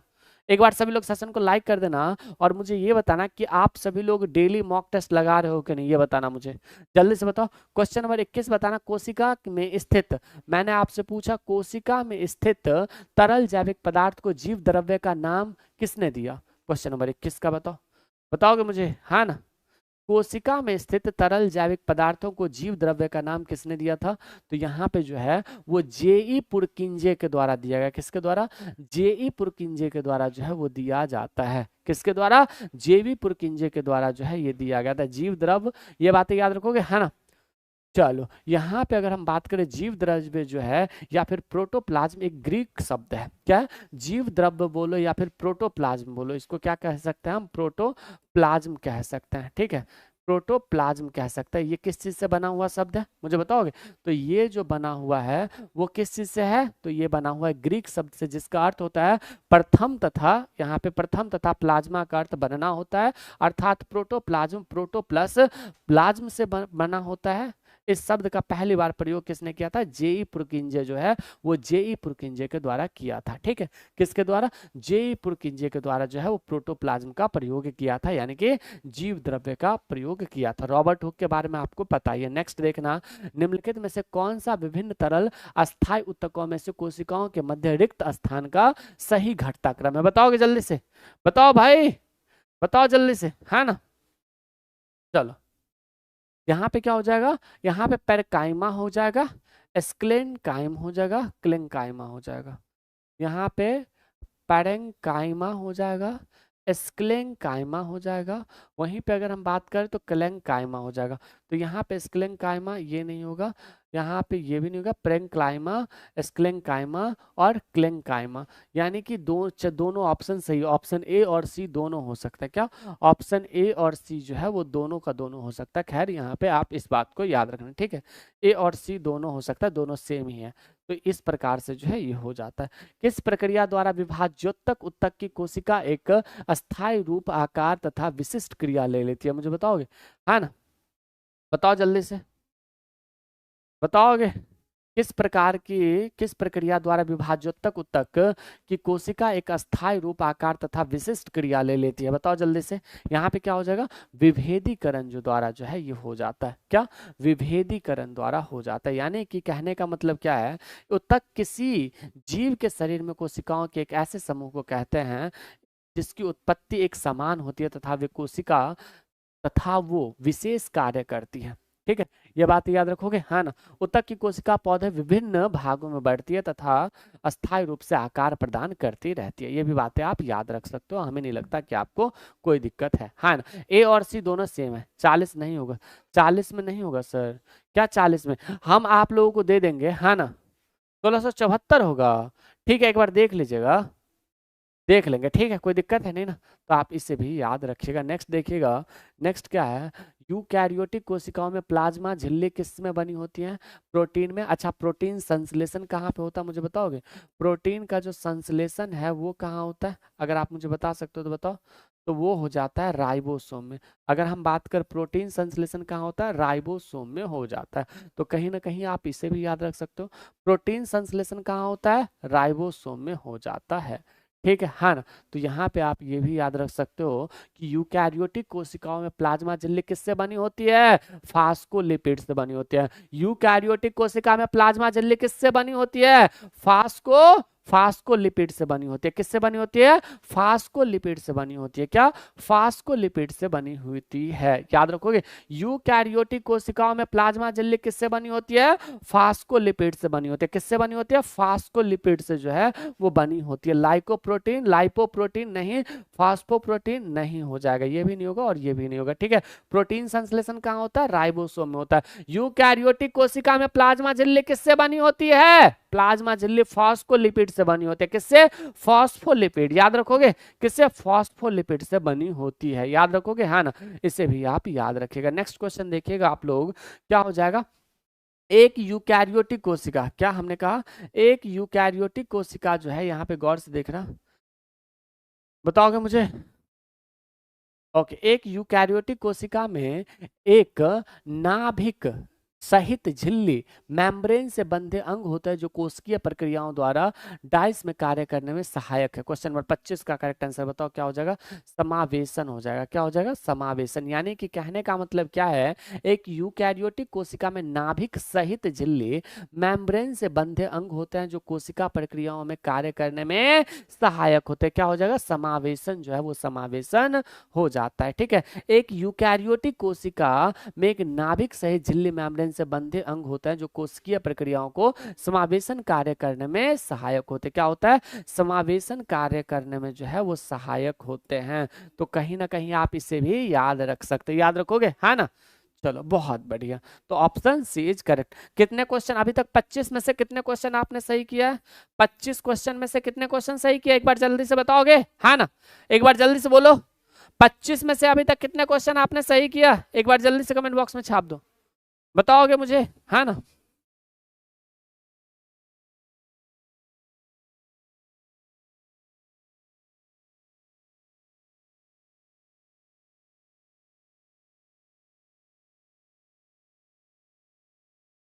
ठीक है भाई, ये सारी चीजें क्लियर है ना। ओके, तो यहाँ पे समावेशन कार्य जो है ये भी आप याद रख सकते हो। 25 क्वेश्चन में से 23, 15, 15, 23, 15, बहुत बढ़िया, 12, बहुत बढ़िया, 20 के आसपास जिसका भी सही है वो बहुत अच्छे स्थिति में है। क्वेश्चन नंबर 25 के बाद क्वेश्चन नंबर 26, विशिष्ट एपिडर्मल। यहाँ पे कह रहा है कि विशिष्ट एपिडर्मल, यहाँ पे देखना, विशिष्ट एपिडर्मल कोशिकाओं जो स्टोमेटल छिद्रों के आसपास पाई जाती है उसे क्या कहते हैं? यानी कि विशिष्ट एपिडर्मल कोशिकाओं जो स्टोमेटल छिद्रों में पाए जाते हैं, आसपास पाए जाते हैं, उसे क्या कहते हैं? जल्दी से बताओ, क्वेश्चन नंबर 26 का करेक्ट आंसर क्या हो जाएगा भाई? तो यहाँ पे हो जाएगा ऑप्शन बी, गार्ड कोशिकाएं कहलाती है। यानी कि आपका कहने का मतलब क्या है? विशिष्ट एपिडर्मल कोशिकाओं जो स्टेमेटल छिद्रों के आसपास पाई जाती है उसे क्या कहते हैं? तो उसे कहते हैं गार्ड कोशिका। क्या कहते हैं? गार्ड कोशिका। तो यहाँ पे इसे भी याद रखना। निम्नलिखित में से कौन सा लगभग प्रत्येक कोशिका में पाए जाने वाला गुण नहीं है? यानी कि प्लाज्मा झिल्ली केंद्रक कोशिका द्रव्य। कोशिका द्रव का पहली बार प्रयोग किसने किया था? पुरकिंजे ने किया था। आपको पता होगा, हमने आपको बताया था, है ना? बताया कि नहीं? पुरकिंजे ने किया था। तो ये भी आप याद रखोगे, है ना? तो ये भी बातें जो है इंपॉर्टेंट हो जाता है। निम्नलिखित में से कौन सा लगभग प्रत्येक कोशिका में पाया जाने वाला गुण नहीं है? बताओगे? यहाँ पे क्या हो जाता है? कोशिका भित्ति। कोशिका भित्ति की बात करें तो मृत कोशिका और जीवित कोशिका दो था। तो मृत कोशिका का खोज किसने किया था जी? तो मृत कोशिका का रॉबर्ट हुक ने खोज किया था। किसने किया था? रॉबर्ट हुक ने किया था। वहीं पे अगर हम जीवित कोशिका की बात करें तो जीवित कोशिका का खोज किसने किया था? मुझे बताओगे? ल्यू वैन हॉक ने किया था। किसने किया था? ल्यू वॉन हॉक के द्वारा किया जाता। अच्छा, मैं आपसे पूछूं कि कोशिका सिद्धांत किसने दिया था? तो कोशिका सिद्धांत जो है वो स्लाइडन एवं स्वान दिए थे। किसने दिए थे? स्लाइडन एवं स्वान जो है उनके द्वारा दिया जाता है। तो कहीं ना कहीं आप इसे भी याद रखना। हमने क्या कहा? कोशिका भित्ति जो है इसका करेक्ट आंसर हो जाएगा। कौन सा लगभग प्रत्येक कोशिका में पाया जाने वाला गुण नहीं है? कोशिका भित्ति हर जीव में नहीं पाया जाता है। ये भी याद रखोगे, है ना? चलो, तो यहाँ पे आप इसे भी याद रख सकते हो। नेक्स्ट देखना, यहाँ पे क्या है? निम्नलिखित में से कौन सा कोशिकांग पादप कोशिका तथा जंतु कोशिका दोनों में पाया जाता है? मैंने कहा निम्नलिखित में से कौन सा गुण पदार्थ कोशिका के भीतर तथा बाहर जाने की अनुमति नहीं देता? ये बातें क्लियर है ना? चलिए, यहाँ पे ये बातें क्लियर है। तो यहाँ पे आप इस बात को भी याद रख सकते हो। चलो, यहाँ पे बताना, निम्नलिखित में से कौन सा कोशिकांग पादप कोशिका तथा जंतु कोशिका दोनों में पाया जाता है? कोशिका भित्ति, लाइसोसोम, हरित लवक, माइट्रोकॉन्ड्रिया। माइट्रोकॉन्ड्रिया जो है पावर हाउस ऑफ सेल कहलाता है। क्या कहलाता है? पावर हाउस ऑफ सेल जो है इसे कहते हैं। ठीक है, पावर हाउस ऑफ सेल किसे कहते हैं? माइट्रोकॉन्ड्रिया को कहते हैं। अच्छा, ये जो अपना एनर्जी है वो किस फॉर्मेट में रखता है? एटीपी में रखता है। एटीपी का फुल फॉर्म बताओगे जल्दी से? हमने पूछा कि एटीपी का फुल फॉर्म कितने लोग बताओगे? हाँ ना, बताओ। यहाँ पे जो है लाइसोसोम हो जाएगा। क्या हो जाएगा? माइट्रोकॉन्ड्रिया का पावर हाउस किसे कहते हैं? सेल ऑफ पावर हाउस कहते हैं।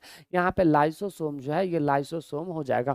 कोशिका भित्ति के बारे में मैंने बता ही दिया, हरित लवक के बारे में मैंने पीछे बताया ही था। ठीक है, माइट्रोकॉन्ड्रिया में होता है यह एक ऑक्सी श्वसन अवस्था है। ठीक है, जिसमें ग्लूकोज को टूटने से एटीपी बनते हैं। क्या बनते हैं? ग्लूकोज को टूटने से एटीपी बनते हैं, है ना? चलो, बहुत एक बढ़िया। यहाँ पे आप इससे भी याद रखना। नेक्स्ट क्वेश्चन देखना कि कोशिका का कौन सा गुण पदार्थों को कोशिका के भीतर तथा बाहर आने जाने की अनुमति देता है?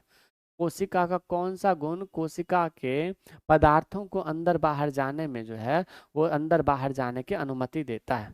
बताओगे मुझे? कौन देता है? क्वेश्चन नंबर 29 का करेक्ट आंसर क्या हो जाएगा? सर, मैथ्स पर भी ध्यान दीजिए, 7-8 क्वेश्चन आता है, टेंशन नहीं लीजिए, वो सब हम करवा देंगे। वो सब हम पे छोड़ दीजिए। ठीक है, यहाँ पे बताइएगा क्या हो जाएगा भाई? यहाँ पे बताओगे? बताओगे? तो यहाँ पे जो है वो प्लाज्मा झिल्ली हो जाएगा। क्या हो जाएगा? प्लाज्मा झिल्ली हो जाएगा। तो कोशिका का कौन सा गुण पदार्थों को कोशिका भीतर तथा बाहर आने जाने की अनुमति देता है? भीतर तथा बाहर आने जाने की अनुमति कौन देता है? प्लाज्मा झिल्ली। कौन? प्लाज्मा झिल्ली जो है भीतर तथा बाहर जाने की अनुमति देता है। ठीक है, चलो, यहाँ से आप इसे भी याद रखना। नेक्स्ट क्वेश्चन की बात करते हैं। जीवाणु जनित बीमारी पाई जाती है पौधों में, जानवरों में, मनुष्य में, उपरोक्त सभी में? बताओगे? जीवाणु जनित बीमारी जो है वो किस में पाया जाता है? सभी में पाया जाता है। यानी कि उपरोक्त सभी में, पौधों में भी पाया जाता है, जानवरों में या फिर मनुष्य में भी पाए जाते हैं। ठीक है, याद रखोगे, हाँ ना? तो यहाँ पे आप इसे भी याद रखोगे, जैसे कि टाइफाइड हो गया, डिप्थीरिया हो गया, सेल्फिसिस हो गया, यानी कि सफलिस हो गया, यानी कि डिप्थीरिया हो गया, टाइफाइड हो गया। टाइफाइड जो है वो टाइफाइड किस प्रकार का रोग है? टाइफाइड जो है वो किस प्रकार का रोग है, मुझे बताओगे? तो जीवाणु रहित है। वहीं पे टाइफाइड के अलावा अगर हम बात करें, डिप्थीरिया होता है। क्या होता है? डेफ्थीरिया होता है। अच्छा, मैं आपसे कुछ क्वेश्चंस पूछूं रोग से संबंधित, मुझे बताना कि क्वासी और कोर रोग जो है वो किस चीज से की कमी से होता है। क्वासी और कोर जो रोग जो है वो किस चीज की कमी से होता है, मुझे बताओगे। क्वासी और कोर रोग किस चीज की कमी से होता है। दूसरा मुझे बताना कि घेघा रोग जो है वो घेघा रोग किस चीज की कमी से होता है। तीसरा जो है वो एड्स किस कारण से होता है, एड्स जो है एचआईवी की वजह से होता है, ठीक है। वहीं पे अगर हम चौथा की बात करें तो चौथा बताना किस विटामिन की कमी से जो है वो बांझपन आता है। मैंने कहा किस विटामिन की कमी से बांझपन आता है, ये भी बताओगे, है ना। जल्दी से बताओ किस विटामिन की कमी से जो है वो बांझपन आता है, ठीक है। ये भी बातें याद रखोगे। चलो, यहाँ पे आप इन सारी चीज़ों को याद रखना। यहाँ पे क्या हो जाएगा, तो यहाँ पे क्वासी और कोर के बारे में आप मुझे बताओ जल्दी से। यहाँ पे घेघा रोग जो है वो आयोडीन के कमी से होता है। किससे, आयोडीन के कमी से होता है।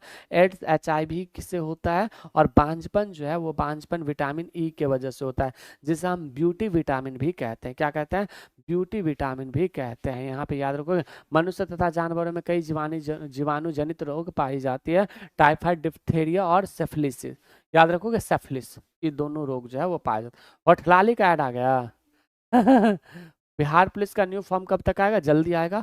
आप सभी के लिए हम बैच भी लाएंगे। 22 या 23 जून के आसपास जो है हम आप सभी के लिए बैच लेकर के आ रहे हैं, ठीक है। याद रखोगे। यहाँ पे देखना ईस्ट क्या है, ईस्ट जो है वो क्या है ईस्ट मतलब पूरब मत बोल दियो। हाँ, ईस्ट क्या है, एक प्रकार का कवक है। क्या है? ईस्ट जो है, ईस्ट क्या हो जाता है, एक प्रकार का कवक हो जाता है। याद रखोगे, ईस्ट क्या है, कवक हो जाता है। ईस्ट एक यूकैरियोटिक एक कोशिकीय सूक्ष्म जीव है। क्या है, एक यूकैरियोटिक। ईस्ट क्या होता है, यूकैरियोटिक, यूकैरियोटिक एक कोशिकीय जीव। क्या, एक कोशिकीय जीव है। कोश, एक कोशिकीय जीव है। क्या हो जाता है, एक कोशिकीय जीव हो जाता है। तो यहाँ पे क्वेश्चन नंबर 31 याद रखो कि ईस्ट एक यूकैरियोटिक एक कोशिकीय सूक्ष्म जीव है जो कवक जगत में पाया जाता है। ये कौन से जगत का है, तो यह कवक जगत में पाया जाता है। याद रखो कौन से, कवक जगत में जो है वो पाया जाता है। कोई दिक्कत है नहीं ना। चलिए, हमीर ईस्ट शरीर के बाहर की खाद्य सामग्री को तोड़ता है। नेक्स्ट देखना, यहाँ पे देखना निम्नलिखित में से किस गुण का प्रयोग प्रोटिस्टा जीव अपने संचलन के लिए करता है। प्रोटिस्टा जीव जो है अपने संचलन के लिए कौन करता है, तो यहाँ पे हो जाएगा, यानी कि निम्नलिखित तो गुण, किस गुण का प्रयोग प्रोटिस्टा जीव अपने संचलन के लिए करता है। कसाभिक, कौन सा, कसाभिक जो है ये करता है। क्वेश्चन नंबर 32 का क्या हो जाएगा, क्वेश्चन नंबर 32 का सी हो जाएगा, कसाभिक। यानी कि प्रोटिस्टा जीव एक यूकैरियोटिक जीव है जिसे पादप जीव अथवा कवक में वर्गीकृत नहीं किया जा सकता। इन जीवों का संचलन कसका कसाभिक, क्या, कसाभिक पादप एवं रोमाभ द्वारा होता है। किस द्वारा, रोमाभ द्वारा होता है, ठीक है। यहाँ पे आप इससे भी याद रखना। नेक्स्ट की बात करते हैं हम, किस वैज्ञानिक ने पेनिसिलिन की खोज की, तो पेनिस, रॉबर्ट कोच और अर्नस्ट चैन, अलेक्जेंडर फ्लेमिंग। यहाँ पे बताओ अलेक्जेंडर फ्लेमिंग। क्वेश्चन नंबर 33 का क्या करेक्ट आंसर हो जाएगा, बताओगे, है ना। चलो, किसने किया था, अलेक्जेंडर फ्लेमिंग ने किया था। बहुत बढ़िया, बहुत एक बढ़िया। क्या हो जाएगा, इन्होंने की कमी से। तो यहाँ पे अलेक्जेंडर फ्लेमिंग जो है इन्होंने क्या किया था, तो वैज्ञानिक पेनिसिलिन का खोज करता है, ठीक है। यहाँ पे आप इसे भी याद रख सकते हो। उसके अलावा अगर हम बात करें तो ये बात है क्लियर, जीवाणु को कोशिका पर हमला कर जीवाणु को नष्ट कर देता है। तो ये भी बातें आप याद रखना। नेक्स्ट देखना, जीवाणु नील हरित शैवाल अथवा साइनोबैक्टीरिया तथा माइकोप्लाज्म किस जगत के जीव के उदाहरण है। हमने कहा कि जीवाणु नील, हमने कहा जीवाणु नील हरित शैवाल अथवा साइनो बैक्टीरिया तथा साइन माइकोप्लाज्म किस जगत के जीव के उदाहरण है, बताओ। क्वेश्चन नंबर 34 का करेक्ट आंसर बताना जल्दी से। यहाँ पे तो ये कौन से, प्रोटिस्टा हो जाएगा। किसका, प्रोटिस्टा जगत के उदाहरण हो जाते हैं। किससे, प्रोटिस्टा जगत के उदाहरण जो है ये हो जाते हैं, ठीक है। चलो, पेनिसिलिन का खोज कौन सा वैज्ञानिक ने किया था, अलेक्जेंडर फ्लेमिंग ने किया था। पेनिसिलिन का खोज किसने किया था, आनुवांशिकता का खोज किसने किया था, बताओगे। आनुवांशिकता का खोज कौन से वैज्ञानिक ने किया था, आनुवांशिकता का खोज कौन से वैज्ञानिक ने किया था। आनुवांशिकता का खोज मेंडल ने किया था, ठीक है। वहीं पे अगर हम आपसे पूछे एक और महत्वपूर्ण प्रश्न, प्रोटिस्टा का खोज किसने किया था? मेंडल ने किया था। अच्छा मैं आपसे पूछूं कि कोशिका सिद्धांत किसने दिया था? कोशिका सिद्धांत जो है वो किसके द्वारा दिया जाता है? मेंडल होगा, हाँ। कोशिका सिद्धांत किसके द्वारा दिया जाता है बताओगे? यहाँ पे देखना नेक्स्ट क्वेश्चन, निम्न में से कौन से जीवाणु की प्रजाति का विकास आनुवंशिक बदलाव के कारण द्वारा प्रकृति पृथक्करण से होता है? बताओगे? यहाँ पे बताना क्या हो जाएगा भाई। ओके, बहुत एक बढ़िया। क्या हो जाएगा? निम्न में से कौन से जीवाणु की प्रजाति का विकास आनुवंशिक बदलाव के द्वारा प्राकृतिक पृथक्करण से होता है? स्यूडोमोनास। क्या? स्यूडोमोनास। क्या? स्यूडोमोनास। क्या हो जाएगा? स्यूडोमोनास, यानी कि प्राकृतिक पृथक्करण हो जाता है, यानी कि आनुवंशिक के बदलाव के कारण पृथक। हाँ,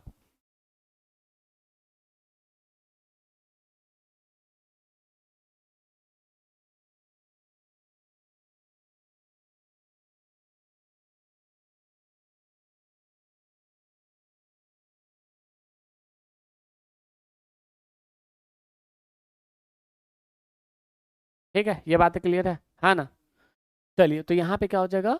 यहाँ पे क्वेश्चन नंबर 34 का करेक्ट आंसर क्या था? प्रोटिस्टा हो जाएगा। मोनेरा कैसे होगा? प्रोटिस्टा होगा ना? प्रोटिस्टा होगा ना? यहाँ पे तो ये होगा। यहाँ पे देखो, यहाँ पे 35 नंबर की बात करें तो स्यूडोमोनास हो जाता है, यानी कि निम्न में से कौन से जीवाणु की प्रजाति का विकास आनुवंशिकी बदलाव के द्वारा प्राकृतिक पृथक्करण से होता है? तो वो हो जाता है स्यूडोमोनास। कौन सा? स्यूडोमोनास जो है ये हो जाता है। तेल भक्षक जीवाणु स्यूडोमोनास जो है वो तेल भक्षक जीवाणु होता है। क्या होता है? यहाँ पे स्यूडोमोनास जो है वो तेल भक्षक जीवाणु है। भक्षक समझ रहे हो ना? भक्षक जीवाणु होता है। तो कहीं ना कहीं आप इसे भी याद रख सकते हो। ये भी बातें आपके लिए इंपॉर्टेंट है। उसके अलावा अगर हम बात करें तो यहाँ पे और क्या हो जाता? स्यूडोनामा प्यूटिडा एवं ऑक्सीकरण जीवाणु है। स्यूडोमोनास इसका सामान्य नाम है। यह ग्राम ऋणात्मक क्षरनुमा जीवाणु होते हैं। यहाँ पे देखना, जल द्वारा फैलने वाली बीमारी साल्मोनेलासिस, हमने क्या कहा? साल्मोनेलोसिस किस रोग वाहक द्वारा फैलता है? बताओगे? हाँ, जल्दी से बताओ। तो यहाँ पे जो है ये किसके द्वारा फैलता है? जीवाणु के द्वारा फैलता है ना? सर जी वो भी अलग, वो आजकल तो 500 क्वेश्चन करवा रहा है, 2 घंटा में 500 क्वेश्चन करवा रहा है। बहुत एक बढ़िया, ज्यादा समझदार, ज्यादा पढ़े लिखे लोग हैं। छोड़िए, कहाँ किसका किसका बात ले आते हैं आप लोग। भाग, आप हमसे बात करिए ना, छोड़िए ना। क्या जीवन में लेके आए थे, क्या लेके जाएंगे? हाँ, खाली हाथ आए थे और खाली हाथ जाएंगे, फिर भी इतना टेंशन लेना। यहाँ पे देखो, यहाँ पे क्या हो जाएगा? परजीवी जो है वो परजीवी इसका करेक्ट आंसर हो जाएगा। तो हमने क्या बताया? हमने बताया जल द्वारा फैलने वाली बीमारी साल्मोनेलोसिस किस रोग वाहक द्वारा फैलता है? तो जल द्वारा जो है वो फैलता है। कोई दिक्कत नहीं ना? तो आप इसे भी याद रखना। इसके अलावा अगर हम बात करें नेक्स्ट क्वेश्चन, तो यहाँ पे क्या है? अमर बेल है। अमर बेल क्या है? अमर बेल जो है ये क्या हो जाता है? इसका आंसर कर, आंसर कमेंट बॉक्स में देना। बताओगे अमर बेल क्या हो जाता है? बताओ मुझे।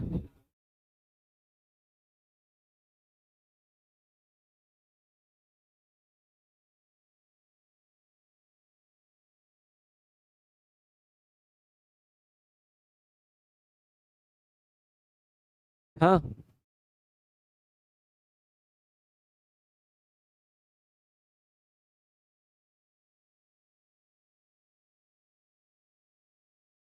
देख,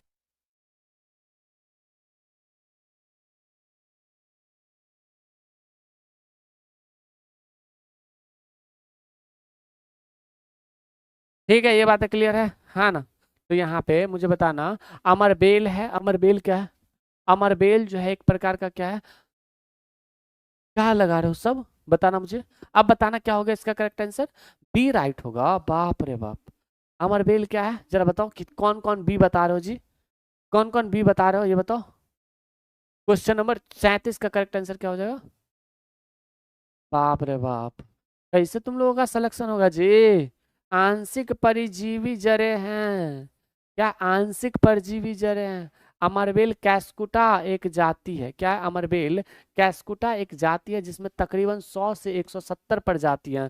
अमरबेल क्या है? एक कैस्कुटा प्रजाति है। क्या है? कैस्कुटा प्रजाति है जिसमें कितने 100 से 170 प्रजातियां हो जाती है। याद रखोगे क्या? 100 से 170 प्रजातियां हो जाती है। तो आप इसे भी याद रखिएगा तकरीबन, है ना। यह परजीवी पौधा पीला, लाल या नारंगी रंग का होता है। ये जो परजीवी पौधा है ये लाल, नीला या फिर नारंगी रंग का होता है। इसका कलर जो है वो लाल, नीला या फिर नारंगी रंग का होता है। याद रखोगे, है ना। किसका? नारंगी रंग का होता है। तो हमें नहीं लगता कि आपको कोई भी दिक्कत होगा यहाँ पे। ये भी बातें याद रखोगे, है ना। इसमें बेहतर अवशोषण क्षमता होता है। जाइलम तथा फ्लोएम जो है, फ्लोएम जैसे संवहन ऊतकों की सहायता से चिपक कर अपने वाहक पोषी को पोषण प्रदान जो है वो करता है। तो ये भी बातें क्लियर है। नेक्स्ट क्वेश्चन देखना, मैंग्रोव सुंदर वृक्ष। अच्छा, मैंग्रोव वन कहाँ पाया जाए? सुंदरवन नेशनल पार्क कहाँ पे बताओगे मुझे? मैंने आपसे पूछा कि सुंदरवन नेशनल पार्क कहाँ पे, मुझे बताओ। सुंदरवन नेशनल पार्क कहाँ पे? तो यहाँ पे क्या हो जाएगा? श्वसनीय जड़ जो है वो श्वसनीय जड़ हो जाता है। यानी कि मैंग्रोव सुंदर वृक्ष पौधे होते हैं कहाँ पे? श्वसनीय जड़ हो जाते हैं। अच्छा, एक बात मुझे बताना कि सुंदरवन नेशनल पार्क कहाँ पे है भाई? अगर मैं आपसे पूछूं कि सुंदरवन नेशनल पार्क जो है वो कहाँ पे है, तो ये हो जाता है हमारा वेस्ट बंगाल में, ठीक है। अगर मैं यहीं पे पूछूं कि जल्दापारा नेशनल पार्क कहाँ पे है, जल्दापारा नेशनल पार्क कहाँ पे है, तो ये भी आप मुझे बताना वेस्ट बंगाल में ही हो जाता है, ठीक है ना। तो ये भी बातें आप याद रखोगे। अमरबेल हो गया। यहाँ पे नेक्स्ट क्वेश्चन देखना, पुष्पीय भाग जो परागकण बनाता है, पुष्पीय भाग जो परागकण बनाता है ये क्या हो जाएगा? परागकोश जो है वो परागकोश परागकण बनाता है। क्या? परागकोश जो है वो परागकण बनाता है। सूक्ष्मतम अथवा सबसे छोटा फूल वाला पौधा कौन सा है? सूक्ष्मतम अथवा सबसे छोटा फूल वाला पौधा कौन सा है? वोल्फिया। क्या? वोल्फिया, वोल्फिफिया, वोल्फिफिया। क्या? वोल्फिफिया। वोल्फिफिया जो है यह एक समुद्रीय पौधा है। क्या है? यह एक समुद्रीय पौधा है। याद रखोगे, यह एक समुद्रीय पौधा हो जाता है। तो कहीं ना कहीं याद रखना, समुद्रीय पौधा हो जाता है। तो ये भी बातें आप याद रखिएगा, ठीक है ना। यह एक कैसा पौधा है? समुद्रीय पौधा हो जाता है, ठीक है। जिसे सूरन फूल भी कहते हैं, वाटर मिल के रूप में जाना जाता है। इसी को सूरन फूल के रूप में भी जानते हैं। कौन से? सूरन फूल के रूप में, ठीक है भाई, है ना। सूरन फूल के रूप में जानते हैं। अच्छा, मुझे बताना सरहुल फेस्टिवल कहाँ मनाया जाता है जी? सरहुल फेस्टिवल कहाँ मनाया जाता है बताओगे? आभासी, गलत। फल का उदाहरण है आभासी, सेब, अमरूद, आम, टमाटर। यानी कि इसमें से गलत कौन सा है? सेब हमने कहा। यहाँ पे करेक्ट आंसर बताओ। आभासी फल का उदाहरण कौन सा है भाई? आभासी यानी कि गलत, असत्य। फल के वे फल है जिसका विकास अंडाशय में नहीं होता है। सेब का विकास थैलेमस पुष्पासन में होता है, इसलिए इसे गलत फल के रूप में माना जाता है। क्या? इसका कहाँ पे विकास? थैलेमस पुष्पासन में होता है। एप्पल जो है इसका विकास कहाँ होता है? थैलेमस पुष्पासन में, थैलेमस पुष्पासन में होता है। याद रखोगे, है ना। पुष्पासन में होता है। याद रखोगे कहाँ पे होता है? थैलेमस पुष्पासन में इसका होता है। इसीलिए जो है इसे एक आभासी फल का उदाहरण लेते हैं। क्या? आभासी फल कहते हैं। याद रखोगे, है ना। टमाटर फल है या फिर सब्जी है? टमाटर फल है या फिर सब्जी है, मुझे बताओगे, है ना। चलो, यहाँ पे इसे भी याद रख सकते हो। टमाटर फल है या फिर, यहाँ पे बताना। संयुक्त पत्तियों वाला पौधा कौन सा है? संयुक्त पत्ती, पपीता, नारियल, पीपल, गुड़हल। जरा बताओ, जरा मुझे बताओगे, है ना। 1 मिनट रुकना, 1 मिनट का टाइम मुझे दे दो जरा सा, ठीक है ना।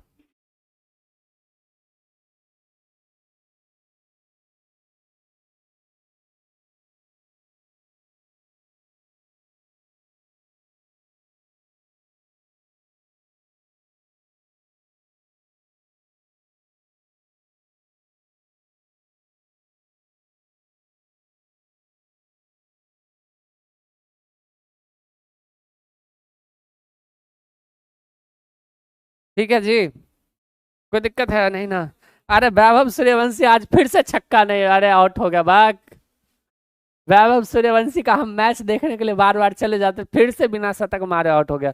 96 रन मारा और 4 रन के लिए आउट हो गया भाग। गजब है लेकिन। अभी मैच चल रहा था, मतलब उसका भी किस्मत पता नहीं किस चीज से लिखा गया है। 29 बॉल था, 97 रन कल मारना था, आउट हो जाना था। उससे पहले भी शतक मारने से आउट हो गया। मतलब पता नहीं, उसका भी किस्मत गजब लेवल का है ना। रवाडा आउट कर दिया, गजब का। हम देखने के लिए कभी कभी चल जाते हैं कि चलो देख लेते हैं। हम देखने के लिए चले जाते हैं कि चलो देख लेते हैं, लेकिन देखते देखते पता होता है कांड हो गया। बिहार का किंग है, लेकिन शतक, 3 गो शतक मारने से चूक गया, समझ रहे हो। और देखो तुम लोग क्या कहें, यहाँ पे संयुक्त पत्तियों वाला पौधा कौन सा है, यहाँ पे बताना मुझे।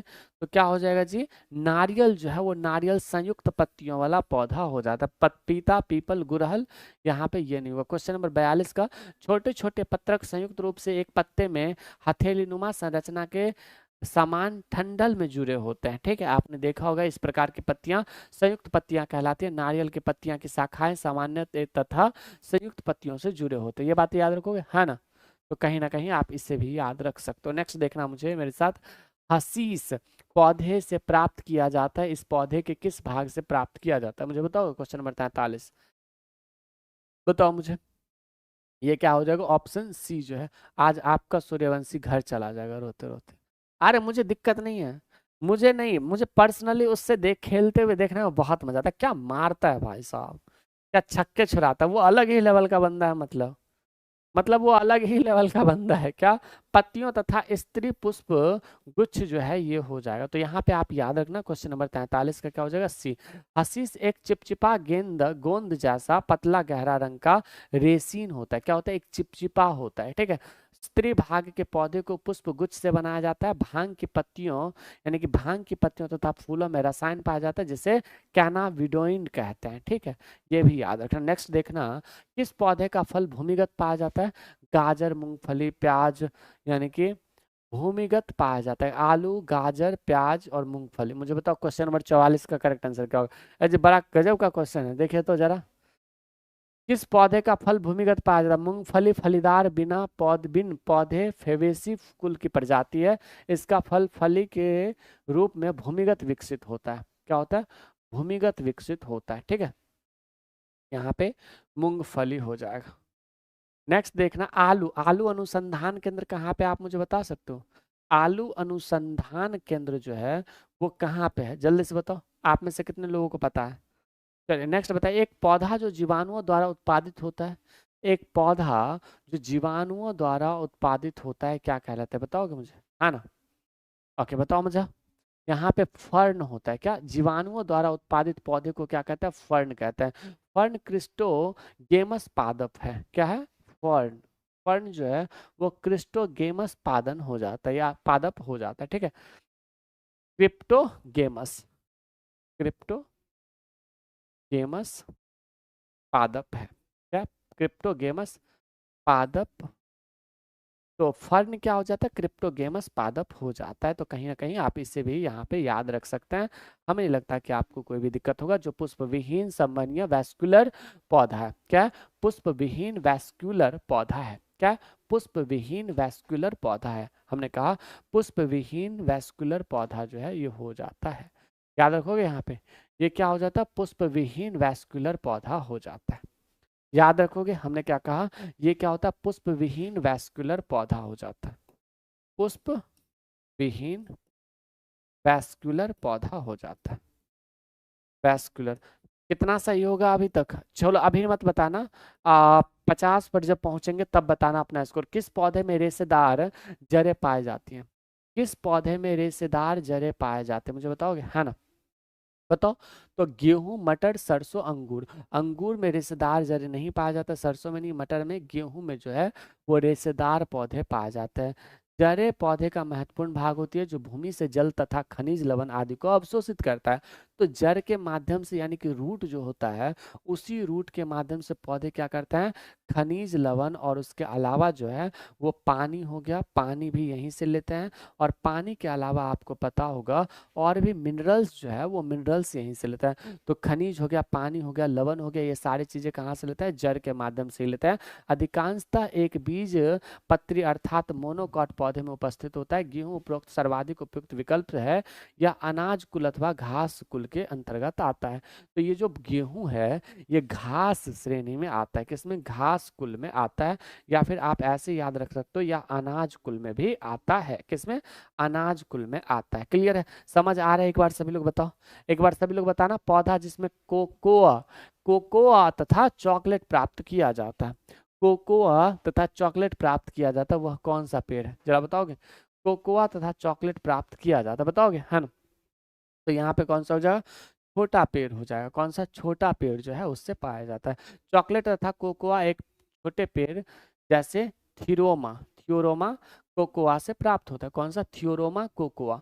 हमने क्या कहा, थियोरोमा थियोरोमा कोकोआ, हमने क्या कहा, थियोरोमा कोकोआ, याद रखोगे? थियोरोमा कोकोआ जो है उससे प्राप्त किया जाता है चॉकलेट, किससे, चॉकलेट। चॉकलेट खाने का मन हो तो ये पेड़ लगा लेना अपने घर पे, ठीक है? क्या करोगे, चॉकलेट खाने का मन होगा तो क्या करोगे, ये पेड़ लगा लेना अपने घर पे, आराम से पेड़ खाते रहता, ठीक है? यह पौधे उष्णकटिबंधीय वनों में पाए जाते हैं। कहाँ पे, यह पौधे उष्णकटिबंधीय वन में पाए जाते हैं। यह पौधे उष्णकटिबंधीय, यहाँ पे गौर से देखना, उष्णकटिबंधीय बंधीय वनों में पाए जाते हैं, ठीक है? तो कहीं ना कहीं आप इसे भी याद रखिएगा। नेक्स्ट देखिएगा, कौन सा, क्वेश्चन नंबर 48, किस फल का बीज सबसे उसके बाहर होता है? किस फल का बीज जो है वो उसके बाहर होता है, जरा मुझे बताओ। तो यहाँ पे क्या हो जाएगा, स्ट्रॉबेरी खाए हो, कितने लोगों ने खाया स्ट्रॉबेरी? स्ट्रॉबेरी कितने लोगों ने खाया है ना? स्ट्रॉबेरी कितने लोगों ने खाया है ना? बीज स्ट्रॉबेरी के बाहर दिखता है, वास्तव में वो पौधे के अंडा से बीजांड ही बीज कहलाता है, इसे एकिन्स कहते हैं। बताओ मुझे। चलो, तो यहाँ पे क्या हो जाएगा, ये हो जाएगा, किस फल का बीज उसके बाहर होता है? केला का अंदर होता है, मूंगफली काजू का अंदर, ठीक है? ये भी बातें याद रखोगे। नेक्स्ट देखना, फर्न के एक आर्गोनियन स्त्री धानी में कितने गर्भनाल कोशिका होती है, बताओगे? बताओ। ओके, ये भी बात है, आप याद रख सकते, क्या हो जाएगा, तो यहाँ पे 4 हो जाएगा। सुनो मेरी बातें, मैं क्या कह रहा हूँ, मेरी बातें सुनना गौर से, कि आप सभी को जो है कल हम स्टैटिक जीके करवा देंगे। क्या करवा देंगे, स्टैटिक जीके जो है वो पूर्ण रूप से करवा देंगे। आप सभी लोग जरूर जुड़ना, ठीक है? स्टैटिक जीके जो है हम क्या करवा देंगे, पूर्ण रूप से कवर करवा देंगे कल, ठीक है? तो जुड़ोगे ना कल, हाँ ना? और परसों आप सभी के एनसीईआरटी का 12 घंटे का जो मैराथन है, वो आप सभी के 12 घंटे का मैराथन है। कब, तो परसों। यहाँ पे गौर से देखना, परसों जो है आप सभी के किसका मैराथन है, तो एनसीईआरटी के 12 घंटे का जो मैराथन है वो 12 घंटे का मैराथन है। तो हम उम्मीद करते हैं कि आप सभी लोग जरूर जुड़ोगे, ठीक है ना? चलो, यहाँ पे ये भी बातें क्लियर है। नेक्स्ट बताना मुझे, अच्छा 50वां क्वेश्चन बताना, पत्तियों में पत्रक मुख्य माध्य सिरा के किस तरफ व्यवस्थित होता है? क्वेश्चन नंबर 50 का करेक्ट आंसर बताओगे, है ना? तो यहाँ पे क्या हो जाएगा, यौगिक पत्तियां। मुझे बताना 50 में से आपका स्कोर कितना है, आपका स्कोर कितना है 50 में, मुझे बताओगे, है ना? 50 क्वेश्चन में से आपने कितना सही किया? पीडीएफ नहीं मिलेगा, मिलेगा एप्लीकेशन पर वाईटी पीडीएफ के फोल्डर में मिलेगा। 50 में से कितना सही है, एक बार जल्दी से बताओगे, है ना? सर आज क्लास में हो हल्ला नहीं हो रहा। ओके, 50 में 30 भी सही नहीं हुआ, जल्दी से बताना 50 में से कितना सही हुआ, बताओगे, है ना?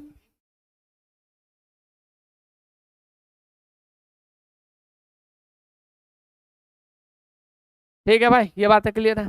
तो इन दोनों चीजों को भी आप याद रखिएगा, हमें नहीं लगता कि आपको कोई भी दिक्कत होगा यहाँ तक में, ठीक है ना? चलिए, तो ये सारी चीजें जो है वो बहुत ही ज्यादा महत्वपूर्ण हो जाती है। यौगिक पत्ती जो है उसे कहते हैं, ठीक है? कितने सही है, 44 सही है। और भाई साहब 43 सही है, 45 से। सर कितने बजे तक क्लास चलेगा? चलेगा अभी, अभी क्लास चलेगा। क्वेश्चन अच्छा है सर, क्वेश्चन अच्छा है ना? तुम मुझे पसंद हो आरती हो। और भाई साहब आधा क्लास तो बफरिंग में ही चला गया, क्या काउंट करें, नंबर क्वेश्चन गलत। चलो, ये बातें क्लियर है? पटना से पढ़ाते हैं मास्टर जी, हाँ। चलो, यहाँ पे भी ये बातें क्लियर। गेहूं एक है, गेहूं क्या है? अगर मैं आपसे पूछूं गेहूं क्या है, एक गेहूं जो है एक साग है, क्या है, साग। तो गेहूं क्या हो जाता है, एक प्रकार का साग हो जाता है। गेहूं एक पत्र बीजी सागीय पौधे, क्या है, गेहूं जो है एक पत्र बीजी, एक पत्र बीजी पत्र बीजी, ठीक है, शाकीय पौधे, क्या शाकीय पौधे हैं। तो कहीं ना कहीं आप इसे भी याद रख सकते हैं, हमें नहीं लगता कि आपको कोई भी दिक्कत होगा। क्या होगा? आपको कोई भी दिक्कत होगा, ठीक है, ये भी बातें आप याद रखिएगा, हमें नहीं लगता कि आपको कोई भी दिक्कत होगा। नेक्स्ट देखना आप लोग, यहाँ पे प्रकाश संश्लेषण प्रक्रिया में ऑक्सीजन उत्पादन का स्रोत क्या है? प्रकाश संश्लेषण आपको पता होगा, C6H12O6 जो है ये ग्लूकोज के फॉर्मेट में अपना खाना बनाता है। कौन? पेड़ पौधा जो है वो खाना बनाता है, ठीक है। अब यहाँ पे आपको पता होगा कि एक होता है जाइलम, एक होता है फ्लोएम। क्या होता है? जाइलम एवं फ्लोएम के बारे में आपने नाम सुना होगा। जाइलम क्या करता है? तो खनिज लवण को पेड़ तक पहुंचाने का, पत्तियों तक पहुंचाने का कार्य करता है, और फ्लोएम जो है वो पत्तियों से भोजन को पूरे पेड़ में डिस्ट्रीब्यूट करने का कार्य करता है। तो ये भी बातें क्लियर है ना? बताओ मुझे, ये भी बातें क्लियर है? तो यहाँ पे आप इसे भी याद रखना, तो ये भी बातें आपके याद रखने योग्य है, ठीक है ना? चलिए, तो ये सारी चीजें आपको याद रखने योग्य है। यहाँ पे प्रकाश संश्लेषण प्रक्रिया में ऑक्सीजन उत्पादन का स्रोत क्या कहा है? तो जल हो जाता है। जल में, जल को क्या कहते हैं? H2O कहते हैं। क्या कहते हैं? जल को H2O कहते हैं। कार्बन डाइऑक्साइड की बात करें हम तो CO2। अच्छा, पेड़ जो है वो पेड़ अवशोषित किस चीज को करता है? CO2 को करता है। क्या हमने कहा? पेड़ किस चीज को अवशोषित करता है? CO2 को। और छोड़ता क्या है? क्या करता है? क्या छोड़ता है? ऑक्सीजन छोड़ता है। तो पेड़ क्या करता है? पेड़ ऑक्सीजन देता है हमें, ठीक है। तो कहीं ना कहीं आप इससे भी याद रख सकते हैं, हमें नहीं लगता कि आपको कोई भी दिक्कत होगा। यहाँ तक कोई दिक्कत है ना? चलिए, तो ये सारी चीजें जो है हमें नहीं लगता कि आपको कोई भी दिक्कत होगा।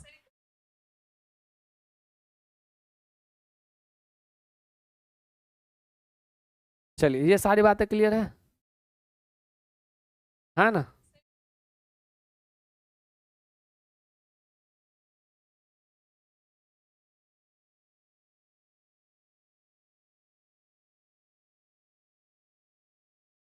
बताओ, टोटल क्वेश्चन कितने हैं? अरे क्वेश्चन सॉल्व करो ना। यहाँ पे ये बातें क्लियर है? यहाँ पे देखना आप सभी लोग, इमली में मौजूद अम्ल का नाम बताइए। इमली में मौजूद अम्ल का नाम बताइएगा आप लोग मुझे, है ना? तो यहाँ पे क्या हो जाएगा? टार्ट्रिक अम्ल, लैक्टिक अम्ल, एमिनो अम्ल, साइट्रिक अम्ल। इमली में मौजूद अम्ल का नाम क्या है? सुनो सभी लोग, मॉक टेस्ट जरूर लगाना, ठीक है ना? सुनो, सबसे पहले सभी लोग मॉक जरूर लगाना, मॉक जरूर लगाना। मॉक लगा रहे हो आप लोग? ये बताओ मुझे, मुझे ये बताना, मॉक टेस्ट आप सभी लोग लगा रहे हो, हाँ ना? मॉक टेस्ट कुछ भी हालत में लगाना तो लगाना ही, बिना मॉक टेस्ट का सिलेक्शन नहीं हो सकता भाई, बिना मॉक टेस्ट का सिलेक्शन नहीं हो सकता। आज हमने एक इंटरव्यू लिया एक स्टूडेंट का जो सेलेक्टेड है बिहार पुलिस में, उसको पता है उन्होंने जो बताया, अच्छा हमारे मोबाइल में ये अभी सुनाई नहीं देगा आप लोगों को, देखना यूट्यूब पर ही जा करके देखना, वहाँ पे सब कुछ दिख जाएगा, है ना? तो चलो, ये बातें क्लियर है? बिना मॉक टेस्ट का सिलेक्शन नहीं होगा, है ना? बिना मॉक टेस्ट का सिलेक्शन नहीं हो सकता। एक ही बात कितना बार बोलिएगा? क्लास जल्दी जल्दी करवाए। ए संतूर, तुम पढ़ने आते हो हैं? तुम भी ना गजब का बात करते हो। आज जल्दी जल्दी में कहाँ जाना तुमको? ये बताओ, खीर सर आ रहा है तुम्हारा, खीर ठंडा हो रहा है, ठंडा हो रहा है तो हमारे यहाँ भिजवा दो, हम भी खा लेंगे। गजब, एज पकड़िए तो जी, अजी पकड़िए तो, इसको पकड़ के लाइए तो, है? खीर ठंडा हो रहा है संतूर भाई, है? यार गजब बात करते, थोड़ा बहुत बात भी नहीं करते, बस पढ़ाते रहे हैं। अजी पकड़ के मारियो तो इसको। यहाँ पे इमली में क्या पाया जाता है जी? टार्ट्रिक अम्ल जो है वो टार्ट्रिक अम्ल पाया जाता है, ठीक है। इमली में क्या पाया जाता है? टार्ट्रिक अम्ल पाया जाता है। अच्छा हम आपसे पूछे, अच्छा हम आपसे पूछे कि आंवला में कौन सा विटामिन पाया जाता है? आंवला में कौन सा विटामिन पाया जाता है, आप मुझे बता सकते हो, है ना? आंवला में कौन सा विटामिन पाया जाता है? और दूध में कौन सा विटामिन नहीं पाया जाता? दूध में नहीं पाया जाता कौन सा विटामिन, मुझे बताओगे? जल्दी से बताओ, आंवला में कौन सा विटामिन पाया जाता है? तो आंवला में जो है वो विटामिन सी पाया जाता है। और दूध में कौन सा विटामिन नहीं पाया जाता? तो विटामिन सी नहीं पाया जाता है। क्लियर है? हाँ, तो ये भी बातें आप याद रख सकते हो। नेक्स्ट अगर हम बात करें तो वातावरण में ऑक्सीजन के स्रोत, क्या वातावरण में ऑक्सीजन के स्रोत, ये बातें क्लियर है ना? चलो, वातावरण में ऑक्सीजन के स्रोत क्या हो जाएंगे? ऑक्सीजन के सोर्स का कारण क्या है? प्रकाश संश्लेषण। अच्छा, ऑक्सीजन की बात करें तो पेड़ पौधे जो है वो पेड़ पौधे क्या करते हैं? CO2 रिलीज करते हैं, और O2 जो उस O2 रिलीज करते हैं और CO2 अवशोषित करते हैं। आपने सड़क के किनारे पेड़ पौधे लगे हुए देखे हैं? आपने सड़क के किनारे पेड़ पौधे लगे हुए देखे हैं? तो सड़क के किनारे जो पेड़ पौधा लगा होता है वो इसी चीज का उदाहरण होता है कि वायुमंडल में जितने भी प्रदूषण आ रहे हैं, पेड़ पौधा से जो भी CO2 यानी कि कार्बन डाइऑक्साइड निकल रहा है, वो सारे के सारे कार्बन डाइऑक्साइड जो है वो पेड़ पौधा अवशोषित कर ले और हमें उसे रिफाइन करके क्या कर दे? तो ऑक्सीजन दे दे। ठीक है ना? तो आप इसे भी याद रखना। ठीक है, यहाँ पे क्या हो जाएगा? तो यहाँ पे हो जाएगा सॉरी सॉरी सॉरी, प्रकाश संश्लेषण नहीं हुआ, नाइट्रोजन स्थिरीकरण होगा। Sorry sorry sorry sorry sorry sorry, nitrogen स्थिरीकरण जो है ये हो जाएगा। ठीक है, क्या हो जाएगा? नाइट्रोजन स्थिरीकरण हो जाएगा। वातावरण में ऑक्सीजन स्रोत का कारण क्या है? नाइट्रोजन स्थिरीकरण हो जाता है। ठीक है, चलो, वातावरण में ऑक्सीजन का स्रोत, ऑक्सीजन स्रोत का कारण क्या है? नाइट्रोजन स्थिरीकरण होगा? नहीं, प्रकाश संश्लेषण होगा। बक, प्रकाश संश्लेषण ऑप्शन ए ही होगा ना। प्रकाश संश्लेषण प्रक्रिया के दौरान हरे पौधे कार्बन डाइऑक्साइड अवशोषण करते हैं, जबकि कार्बन डाइऑक्साइड छोड़ते हैं और ऑक्सीजन छोड़ते हैं। सही तो है, तुम लोग हमें भी गलत करवा दो, बकलोल हो तुम लोग, बक। अजी, ये लोग तो हमको भी गलत करवा देता है। हाँ, बताइए, यहाँ पे ये बातें क्लियर है? चलो, यहाँ पे अगर हम बात करें तो प्रकाश संश्लेषण प्रक्रिया में सबसे कम प्रभावी कौन सा है? तो प्रकाश संश्लेषण प्रक्रिया में जो है वो सबसे कम प्रभावशाली कौन सा होता है? क्वेश्चन नंबर 55 का करेक्ट आंसर बताओगे? क्या हो जाएगा? तो यहाँ पे हो जाएगा हरा प्रकाश। प्रकाश संश्लेषण के प्रक्रिया में सबसे कम प्रभावी कौन सा? हरा प्रकाश। मुझे बताना, पत्ता जो है वो पत्ता का कलर हरा क्यों होता है? मुझे बताओगे? पत्ता हरा कलर का क्यों होता है? क्लोरोफिल का कारण होता है। ठीक है, तो यहीं पे एक चीज आता है कि पत्तों को, पेड़ को कभी पत्ते भारी नहीं लगते, लेकिन पत्तों ने रंग बदला और पेड़ ने उसे गिरा दिया। पेड़ ने उसे गिरा दिया। तो आपने इस साइड भी सुना होगा शायद, सुना है कि नहीं बताओगे? तो यहाँ पे सूर्य के प्रकाश और क्या, कार्बन डाइऑक्साइड और खनिज के पर स्थिति पर मतलब प्रेजेंस में जो है ये अपना भोजन तैयार करता है। और इसका भोजन जो है, पेड़ पौधा का भोजन किस फॉर्म में होता है? तो स्टार्च के फॉर्म में होता है। स्टार्च, स्टार्च यानी कि आपको पता होगा ग्लूकोज के फॉर्मेट में C6H12O6 के फॉर्मेट में जो है ये अपना भोजन को स्टोर करता है। पत्ते का वह भाग जो इसे तने से जोड़ता है वह कहलाता है। यानी कि अगर हम बात करें तो ये मान लेते हैं ये पत्ता है। क्या? ये पत्ता है। यहाँ पे गौर से देखना, ये जो है पत्ता कैसे बनता है जी? मान लीजिए ये पत्ता है, ठीक है। अरे मरने से पत्ता ना बनो है जी। मान लेते हैं ये पत्ता है, मान लीजिए ये पत्ता जो है पेड़ से जुड़ा हुआ है। मान लेते हैं ये पत्ता जो है वह पेड़ से जुड़ा हुआ है, ठीक है। बताओ इसका करेक्ट आंसर क्या होगा? क्या होगा? इसे क्या कहता है? डंठल कहता है। डंठी सुने हो आप लोग? गांव में कहते हैं डंठी लगले पेट तोड़ कलबिया।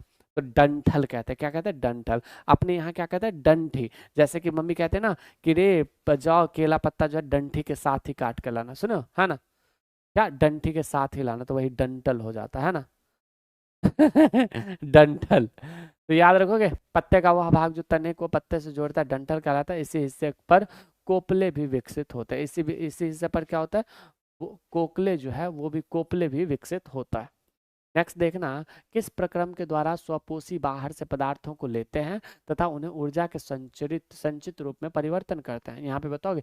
प्रकाश संश्लेषण, अंतर्ग्रहण, स्वदेन, स्वशोषण। क्वेश्चन नंबर 57 का करेक्ट आंसर अगर आप मुझे बता सकते हो तो ये बताना। मुझे बताओगे, है ना? तो यहाँ पे क्या हो जाएगा? प्रकाश संश्लेषण हो जाएगा। यानी कि किस प्रक्रम के द्वारा स्वपोषी बाहर से पदार्थों को लेते हैं तथा उन्हें ऊर्जा के संचरित रूप में परिवर्तन करते हैं? प्रकाश संश्लेषण। आपको पता होगा ना कि पेड़ पौधे जो है वो पेड़ पौधे क्या करते हैं? खनिज लवण लेते हैं, सूर्य प्रकाश लेते हैं, वायुमंडल से CO2 लेते हैं और फिर अपना खाना तैयार करते हैं, और उसे को क्या करते हैं? तो फिर अपने खाना के रूप में पूरे बॉडी में फ्लोएम के द्वारा जो है वो डिस्ट्रीब्यूट करवाते हैं। तो ये भी याद रखोगे, है ना?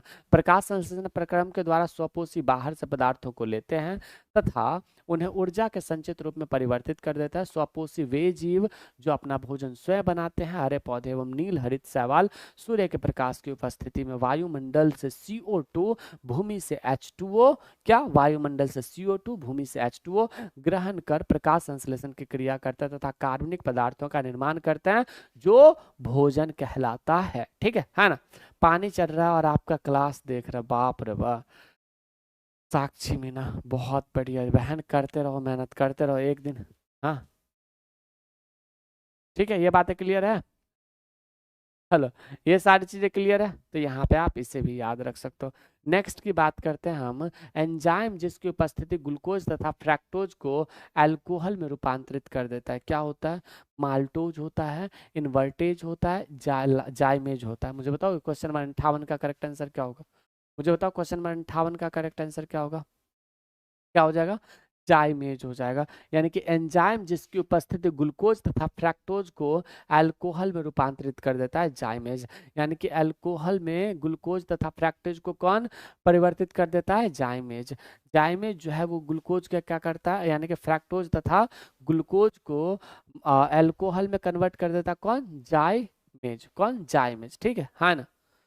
चलिए, तो इसे भी आप याद, दुर्गा मुर्गा वाला वीडियो देखा अरे पता नहीं कौन देखा, है ना। चल, ये वाला भी याद रख सकते हो। अब यहाँ पे ये बातें क्लियर है। नेक्स्ट देखना, पौधे किस प्रक्रिया में ऊर्जा निमुक्त करते हैं, यानी कि पौधे जो है किस ऊर्जा निमुक्त करते हैं, यहाँ पे बताओगे। तो ये श्वसन के माध्यम से करते हैं। किससे? श्वसन के माध्यम से। ये क्वेश्चन नंबर 60 है और इस क्वेश्चन को आप सभी लोग जरूर सॉल्व करिएगा। और सुनिए, हम क्या बता रहे हैं, कल जो है हम आप सभी को टॉप 100 क्वेश्चन, हमने क्या कहा? हमने कहा कि टॉप 100 क्वेश्चन जो है वो टॉप 100 MCQ, किसका? टॉप 100 MCQ आपका पूर्ण तरीके से जो है वो रिवीजन करवा देगा। किसका? स्टैटिक जीके का। तो आप सभी लोग जो है वो जरूर जुड़िएगा हमारे स्टैटिक जीके के क्लास के साथ। ठीक है, जुड़ोगे ना? है ना। मुझे बताओ, स्टैटिक जीके क्लास के साथ इस क्वेश्चन का आंसर आप सभी लोग कमेंट बॉक्स में देना और हमें ये नेक्स्ट क्वेश्चन का आंसर बताओ। पत्तियों के लाल, नारंगी तथा पीले रंग का क्या कारण है? अच्छा, पत्तियों का कलर हरा किस कारण से होता है? पत्तियों का कलर जो है वो हरा किस कारण से होता है? अरे अभी क्लास चलेगा, अभी क्लास खत्म नहीं हुआ। कहाँ जा रहे हो भाई साहब? ओ भाई साहब, ओ भाई साहब, कहाँ जा रहे हैं आप लोग? क्लास खत्म नहीं हुआ। अजी गजब बात करते हो भाई साहब, क्लास खत्म नहीं हुआ। यहाँ पे जरा ध्यान दीजिए। यहाँ पे पत्तियों का लाल, नारंगी भाई साहब, मन हुआ खत्म हो गया क्लास? हाँ,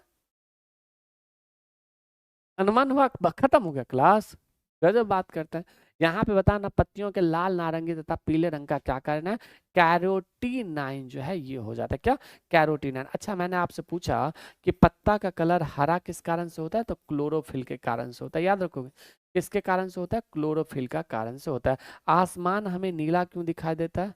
आसमान जो है वो नीला क्यों दिखाई देता है, मुझे बताओगे? स्कैटरिंग के कारण जो है वो दिखाया जाता है। प्रकीर्णन के कारण जो है वो, स्कैटरिंग के कारण यानी कि प्रकीर्णन के कारण जो आकाश हमें नीला दिखाई देता है। तो आप इस बात को भी याद रख सकते हैं। क्लियर है? क्या लगा था क्लास खत्म हो गया? ए भाई साहब, उसका आंसर हमको नहीं पता था इसलिए हम छोड़ दिए ओ भाई साहब नहीं जा रहे हैं, रुकिए रुकिए, अभी पढ़ के जाइए। उसका आंसर हमको नहीं पता था इसलिए हम छोड़ दिए चलिए आगे बढ़े, आगे बढ़ते हैं। यहाँ आप लोग ऐसे भागने का कोशिश मत करिए। अच्छा हाँ, सोमवार रविवार को जो है सुबह 9 बजे से रात के 9 बजे तक कौन कौन तैयार है हमारे साथ जुड़ने के लिए? है जी, रविवार को सुबह 9 बजे से रात के 9 बजे तक कितने लोग हैं जो हमारे साथ जुड़ने के लिए तैयार है? यहाँ पे देखना, जल पादप संबंध में प्रतीक चिन्ह, ये भाई साहब देख रहे हो, ये वाला एगो त्रिशूल ऊपर में W लिखा हुआ का उपयोग किस विरूपित में किया जाता है? लो यहाँ पे देखना जरा, त्रिशूल और W लिखा हुआ किस रूप में प्रयोग किया जाता है? तो इसका जो है वो किया जाता है जल क्षमता को दिखाने के लिए। किसका? तो जल क्षमता को दिखाने के लिए जो है वो दिखाया जाता है। ठीक है, यहाँ पे देखना, निम्न में से कौन सा पादप रंजक प्रकाश के लाल और इंफ्रा लाल भाग को अवशोषित करता है? तो यहाँ पे आप जब देखोगे तो इसका करेक्ट आंसर क्या हो जाएगा? इसमें फाइटोक्रोम, यानी कि फाइटोक्रोम जो है यह काम करता है। तो हमने क्या कहा, कौन सा पादप रंजक प्रकाश के लाल और इंफ्रा लाल भाग को अवशोषित करता है? फाइटोक्रोम। क्रोम, फाइटोक्रोम जो है वो करता है। कौन करता है? फाइटोक्रोम करता है ना? कौन करता है? फाइटोक्रोम करता है। नेक्स्ट देखिएगा, एक पेड़ की छाल के अंदर जीवित कोशिकाओं की पतली परत डाइस कहा जाता है। पतली परत क्या कहते हैं जी? मुझे बताओगे? पतली परत जो है वो किसे कहते हैं? जल्दी से बताओ मुझे, मुझे बताओ कि पतली परत जो है वो किसे कहते हैं? मुझे बताओ, पतली परत जो है वो किसे कहते हैं? तो वो कहते हैं कैम्बियम को, कैम्बियम। अरे ऑप्शन डी होगा, तुम लोग से एक भी क्वेश्चन ना बने हैं, एक भी क्वेश्चन ना बने। कैम्बियम। एक पेड़ के छाल के अंदर जीवित कोशिकाओं की पतली परत को क्या कहा जाता है? वैसे जीवित कोशिकाओं की खोज किसने किया? जीवित कोशिका का खोज किसने किया? बताओगे? ल्यूवॉन हॉक ने। किसने? ल्यूवॉन हॉक ने जीवित कोशिका का खोज किया था। किसने? ल्यूवॉन हॉक जो है उन्होंने जीवित कोशिका का खोज किया। वहीं पे अगर हम बात करें मृत कोशिका का खोज किसने किया?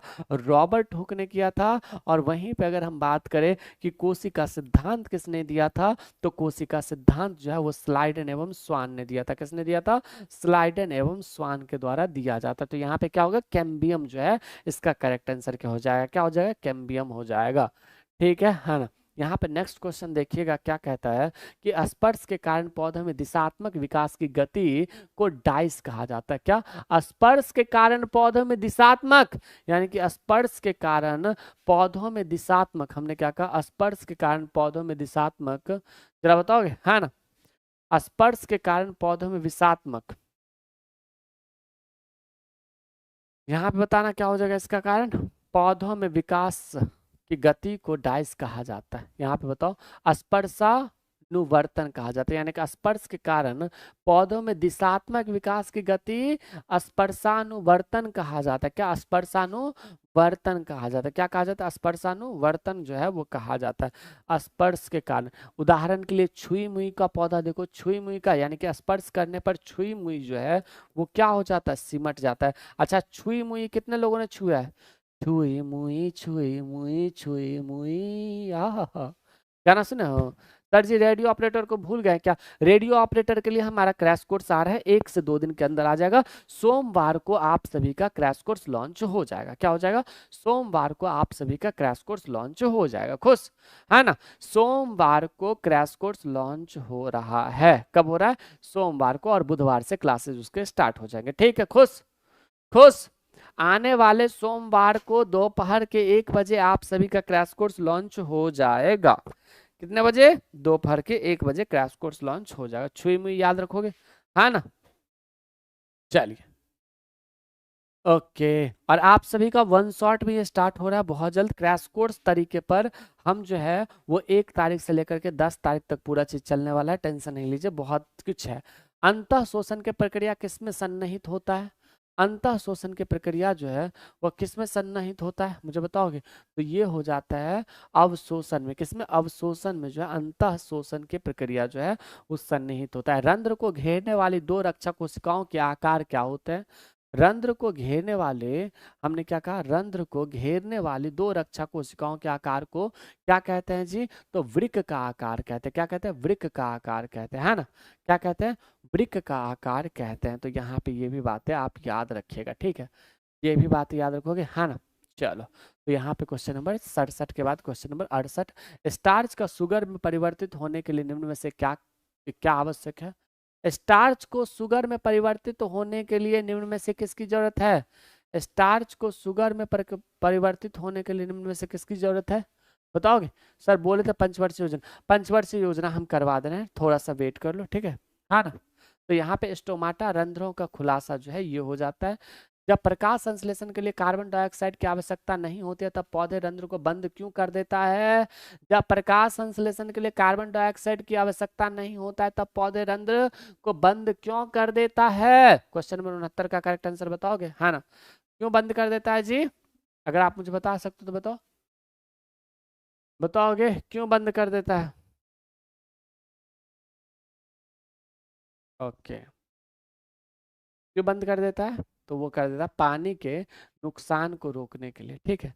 ये लास्ट क्वेश्चन है, ये क्वेश्चन आप सभी के लिए HW है। ठीक है?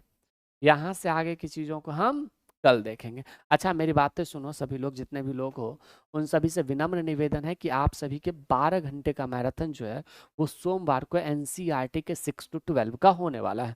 एक काम करना, अगर पॉसिबल लगे आप लोगों को तो आप लोग फ्री में प्रिंट आउट निकाल लेना, ठीक है। और हाँ, हमारे दुर्गेश एकेडमी के एप्लीकेशन को प्ले स्टोर पर जा करके एक, अगर हमारा पढ़ाया हुआ अच्छा लगता है तो 2 शब्द जरूर लिख देना, ठीक है।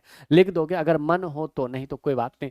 वैसे दुर्गेश एकेडमी के एप्लीकेशन पर जाओगे तो फ्री वीकली टेस्ट वाले सेक्शन में जाना, और यहाँ पे हर रोज आपको सुबह 6 बजे जो है नया मॉक मिलेगा, हर रोज सुबह 6 बजे। और डेली जो है वो डेली का डेली मॉक लगाए, कितने बजे? रोज सुबह 6 बजे आप सभी के लिए मॉक हमने फ्री में करवा दिया, कोई पैसा नहीं है, नहीं लेंगे पैसा। हमने कहा था ना, हमने बहुत कुछ आपको फ्री दिया। हम आपको क्रैश कोर्स जो है, हमारा प्लानिंग चल रहा है कि क्रैश कोर्स कौन सा, वन शॉट, एक दिन में एक सब्जेक्ट करके इंपॉर्टेंट चीजों को पढ़ा करके जो है वो करवा दे, यानी कि हमारा वो लॉन्च होने वाला, बहुत जल्द होने वाला है, ठीक है। हाँ ना, तो ये भी हम करने वाले स्पेशल ब्रांच के लिए 1 तारीख को हमारा क्रैश कोर्स, यानी कि सोमवार को क्रैश कोर्स लॉन्च हो जाएगा, ठीक है। तो हम तो बहुत कुछ आप सभी के लिए जो है वो किए हुए हैं। और ऑफलाइन भी मॉक चलता है, हम आप सभी के लिए दुर्गेश सर के फर्रे बना करके, एग्जाम किलर बना करके, क्या क्या हम रखे बताओ, हम ही को बताओ, हमें बताना। तो देखो, हम तो और भी बहुत ज्यादा आपके लिए मेहनत कर रहे हैं, जितना कोई नहीं करता होगा उतना। देखो दुर्गेश सर के फर्रे तैयार है, ये फर्रे आप लोगों को देने वाले हैं, बस थोड़ा सा सब्र कर लो। उसके बाद हमने एग्जाम किलर बनाया, एग्जाम किलर भी हम दे रहे हैं, तो हम बहुत कुछ आप सभी को देने वाले हैं, ठीक है ना। तो आप सभी लोग थोड़ा सा अगर वेट करोगे ना तो आप सभी को बहुत, है ना, ठीक है। तो बहुत कुछ हम आप लोगों के लिए है रखने हैं, हमारा जितना भी है ना, हम आप सभी के लिए बहुत कुछ रखे हैं, बहुत। ये पॉडकास्ट आने वाला है हमारे यूट्यूब चैनल पर बहुत जल्द, है ना। चलो ये सारी चीज़ों को आप याद रखना, बाद बाकी हम मिलते हैं हम आप सभी से, ठीक है। ये पॉडकास्ट आने वाला हमारे चैनल पर, आप सभी लोग वेट जरूर करिएगा और देखिएगा, ठीक है जी, है ना। बाय बाय, टेक केयर, मिले कल। कल सुबह में लास्ट करंट अफेयर का, अप्रैल महीना का करंट अफेयर है, तो मन हो तो 9 बजे, 9:15 में सुबह में स्टार्ट होता है, तो आप सभी लोग जरूर जुड़ना। ऐप पर स्टैटिक स्टार्ट करिए, नहीं यूट्यूब पर स्टैटिक कल हो जाएगा, ठीक है, कल रात 8 बजे। Bye bye, take care.